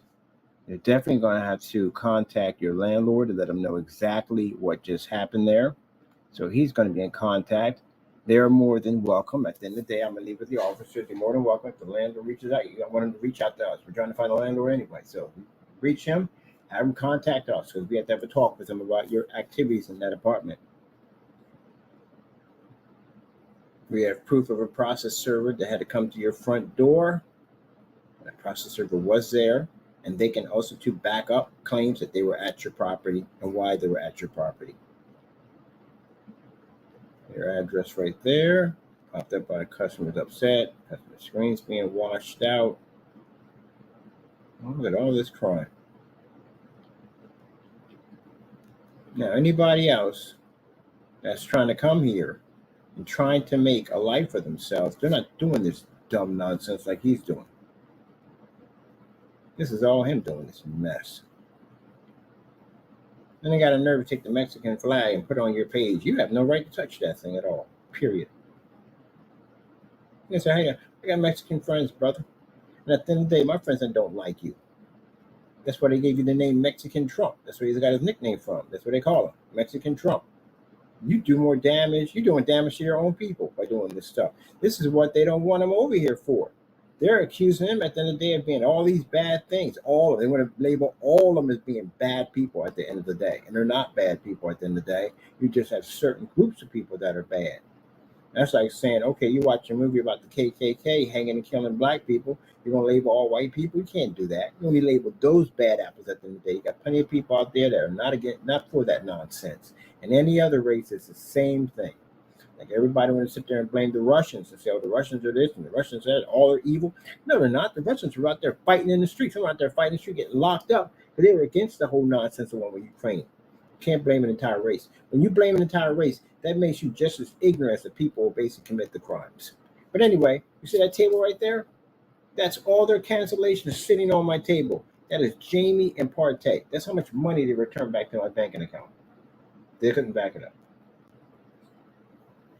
So you got no one to blame for what's going to happen to you. Someone probably try to disappear and go on vacation, but I doubt that's going to work, man. Because what's going on down there, you can't move from left to right. What's going on down there right now? And once they bring in the National Guard, they're going to try to put in what do they call it, martial law, which is coming in next, which is jacked up at the end of the day. And for anybody who says at the end of the day, those immigrants down there don't have a right to protest their freedom, they do. They do have that right. Just like my people had to go protest their freedom, and they had to be hit with dogs and fire hoses and beaten with batons so they can have the right to be to do this and do that. We know what that's like because we're going through it ourselves. Yep. And so did American Indians and every other race that had to go through some dumb nonsense for somebody else that wants power, wants to have too much control. So right along inside, My people were out there fighting because maybe I want to admit that. Yeah, it happened. Guess what? It actually happened. You know, all that went on. It definitely happened. Where our people were beaten and basically hit with fire hose and dogs and all that stuff. And guess what? There were white people in there too. They went through the same thing that we went through. They wouldn't stand for that nonsense going on to begin with. You know, tell me I can't go into a restaurant and eat. I can't go to a school. I can't go here and I can't go there because I'm not allowed there because it's the color of my skin. Same thing y'all doing to them out there. Y'all don't want them in the country. Why you don't want them in the country? Because they're evil? It's your same thing. A whole race of people are supposed to be. Yeah, that's the dumbest thing I've heard in my entire life. There's certain ones like this guy. He's evil, but they're not evil. This guy is evil. They got a right to be here, and we shouldn't have a wall. How the freak going to have a wall at the end of the day? What do we need a wall for anyway? Oh, to keep out certain people. Well, that's funny because the Indians could have did the same thing too, to keep out certain people. Last I checked, this is America belongs to the Indians. Anyone else sit there and tell me I'm wrong on that? Hey, get off my channel. Go kick some rocks. Oh, I don't want you on here. Because I'm unsubscribed. Go ahead. Don't care. Bye-bye. See you later. Don't let the door hit you with a good Lord split you. I'll sit there and bend over and backwards and kiss your behind for your freaking views at the end of the day. You can kiss my behind. It is what it is. Accept it for what it is. Indians own this land first. It's their land. It belongs to them. And the fact that they're kicking off, trying to get you just snatching anybody now. They ain't snatching criminals. They snatching anybody. They snatching people that are working hard. They're snatching people that are going to court and trying to do the right thing to get their paperwork straight. They snatching anybody. They snatching kids. Anybody. And you know, I'm going to tell you something. You think it's going to stop there? No. It's going to stop at anybody who opposes their authority. That's what it's going to come down to. That's the first beginning of the stage of it all. It'll start with them. And then it'll start with another race. And then another race. And then it'll be anyone that opposes their authority. That's what it'll be. That's what it's going to become. So the fight that they're having down there right now is a fight not just for them, but for anybody. Because it's going to turn into that. And you will have a Nazi regime in your hands. You will walk into. You will have that again. You already seen that Nazi just went on up there. He made that salute. If he had made that salute in front of any other president, they would have carted his behind off that stage. You know darn well they would have carted him off that page. Ain't nobody want to be affiliated with that nonsense. He would have been up there. Anyone, been Clinton, any of them would have been up there. Obama, anyone would have been up there. He did that salute. They're like, oh, heck no. No. I'm going to be affiliated to get him off the stage. And they got rid of him in a hot second. Not that one. And as a matter of fact, people on social media who felt it was okay to do it because, you know, he was scolded on it. He did pay for it because, again, like I said, his Tesla, his car, they'll never be the same. They'll never be the same ever again. Never be the same. He's done. But anyway, but still, on the long run of it all, he didn't condemn it. Did you see him condemn it? Did you see him say it's wrong? Did you see him condemn it one time? No, he didn't condemn that nonsense.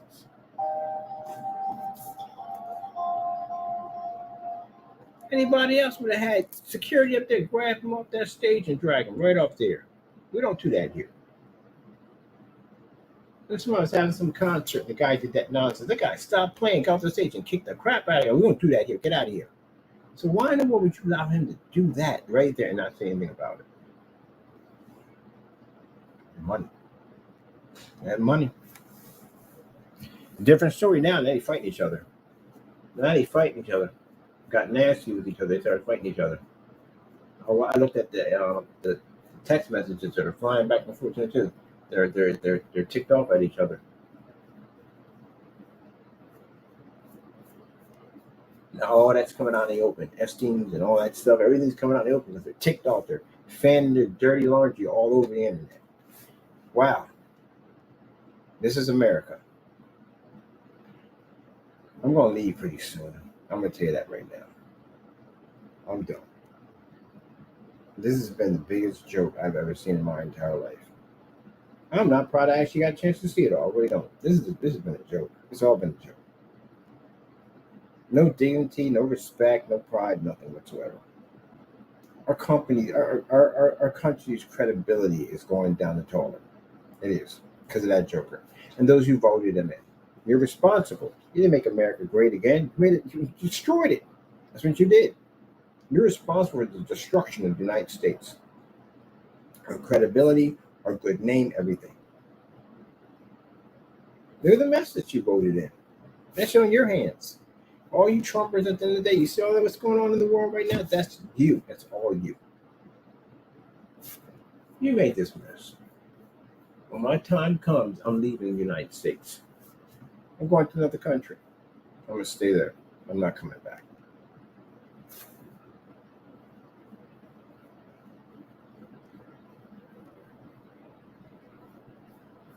A lot of people feel the same way. Look what you voted in. You think I want to have that nonsense over the top of my head? I'd rather deal with somebody else than deal with that crap at the end of the day. That's freaking complete chaos right there. We have never had a president ever treat the people that badly. And you know what makes it even sad? It makes it even sad that the people know he's doing it is doing nothing about it at all. I get so sick and tired of hearing, oh, he did this and did that and that. Nobody's doing impeachment. Now, one person is following it out for anything for impeachment. It's all this talk. Oh, well, he did this, and it's shocking. Bob can't stand hearing the word bombshell. The bombshell on this, and the bombshell on this, and no one at the end of the day is doing nothing, no impeachment. But yet Clinton slept with a woman, which he shouldn't have did. He cheated on his wife, and boom, they got rid of him just like that.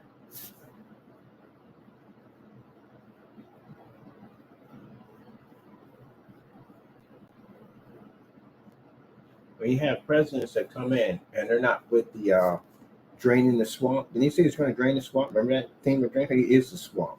You can't drain something that you are. But he did the whole thing about draining the swamp and all that nonsense at the end of the day. Yeah, he's not draining anything. He is the swamp at the end of the day when you look at it. But anybody who goes against the system, they figure a way how to get rid of him. Clinton was not for the system. Clinton was against the system.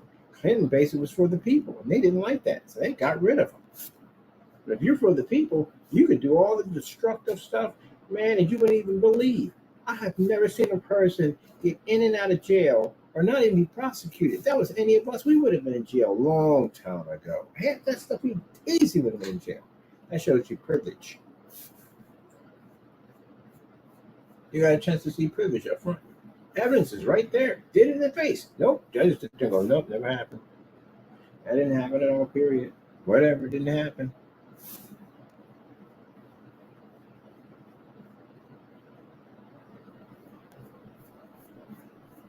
No. And why doesn't bother me none? I ain't gonna leave, but you know what's gonna bother me none? Because at the end, all men have to answer.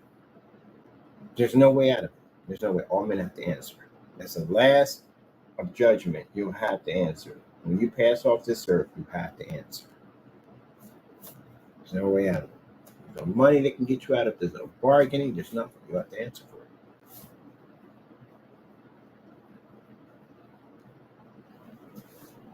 Whew, man. Oh, I was so lucky to pass off this earth, man. She ain't got to be a part of this bull crap. She's blessed.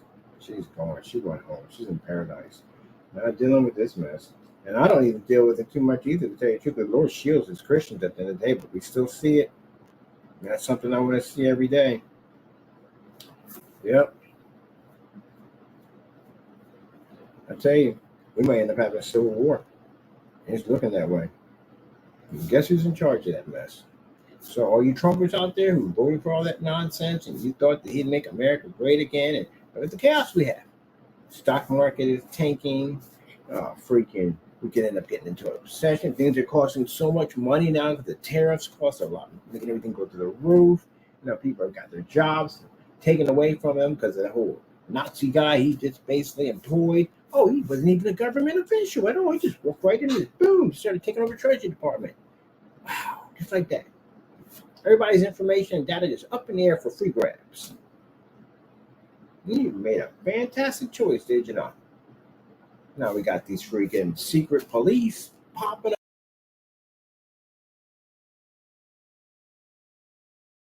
up.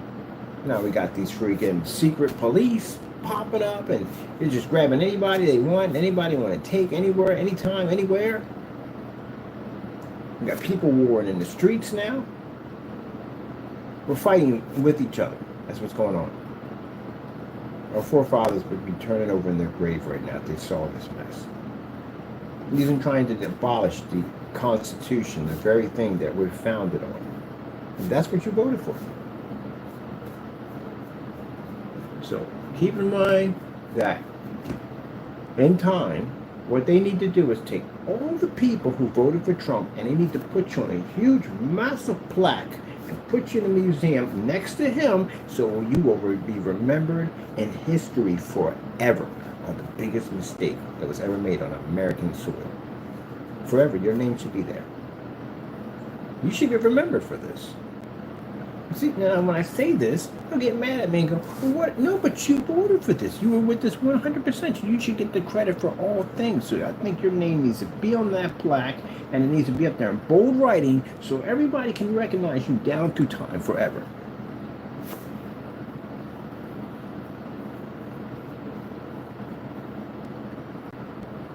I think somebody get to work on that one. Yeah, put them all up there. Every single one. Huge, massive plaques. Just put it there. Everybody can read it. All the people who triggered this mess. Oh, man. Well, I tell you one thing. I'm glad my future is with Jesus. I didn't cut this correctly. My future is definitely with Jesus at the end of the day. And again, if it makes it so that we leave, I'm leaving. I'm definitely leaving. I'm going to Japan. I like Japan. I watch a lot of Japan walkthroughs. I'm definitely going to go to Japan. That's definitely where I'm going. Besides, they're into technology and all that stuff. You know, they do a lot of technology stuff now. So that's pretty much where I'm going to be at over there. I like technology. I got a lot of cool, interesting technology that I like to research and study on there. So that's pretty much where I'll go. Besides, that's planning to go there anyway and retire. Just wanted to get away from everything. So yeah, that'd be a great place for us. All right, let me see. I'm going to pop out here and see what's going on. Oh, man. I spend a lot of my time in VR.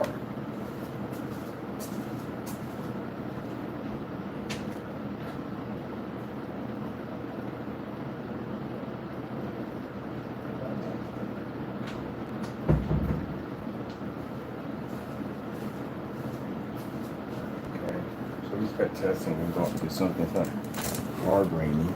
It's raining when I came in. It's not raining now. Is my phone dying? Jeez, no, we got to charge the phone up. Oh, pickles and cream. What's the phone on for a charge?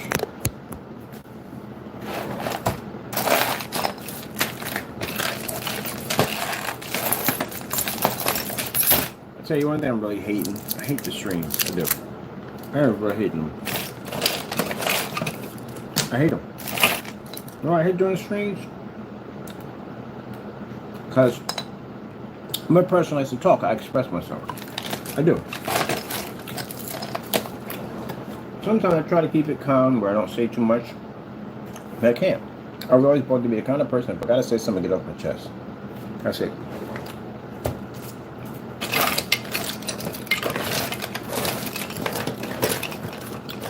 Don't get me wrong, if I delete something on my account, it's not because I regret it, it's because I want my channel to be that kind of channel at the end of the day. I have to express who I am. That's who I am. I'm not going to kiss your butt. I'm not going to do this and do that. I'm not going to bend over backwards. I'm not that type of person. If you like me, you don't. You don't. You move on. That's it.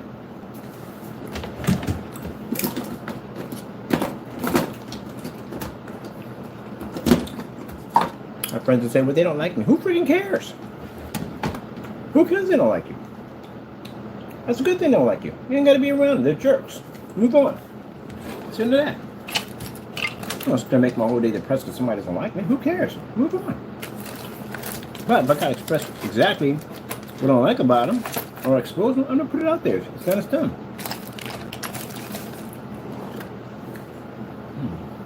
And for me, I have to have something done productive.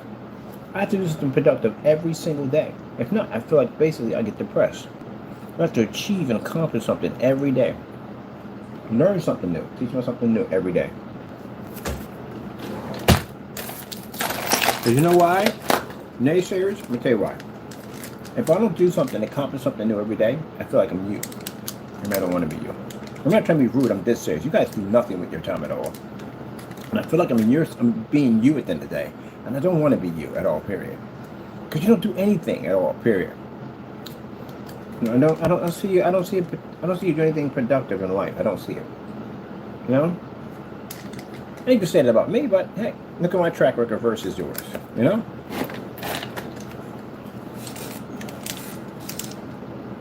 So I feel like I'm you. I don't want to be you.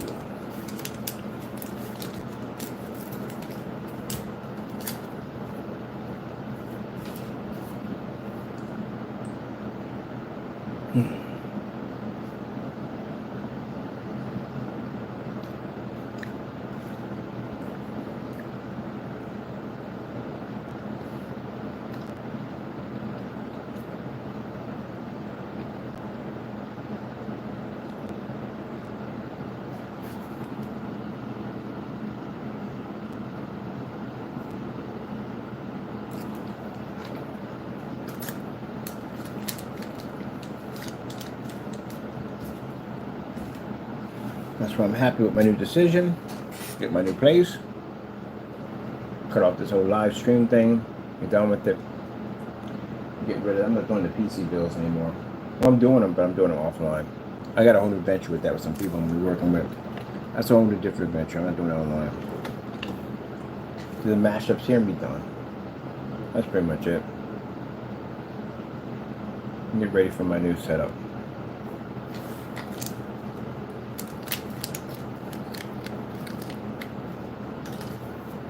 And what I gotta stop doing is I gotta stop telling you guys what's about to happen to you. So that's what I have to do.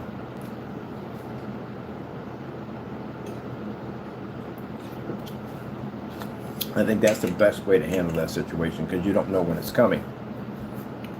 Telling you something's coming pretty much defeats the perfect. But you know what? Let's skip Monday. I got something to do on Monday. It's gonna happen. I won't tell you when. I don't know if I told me this nonsense anymore. I'm just entertaining the devil by basically talking about things that people at the end of the day that do nothing but entertain the devil.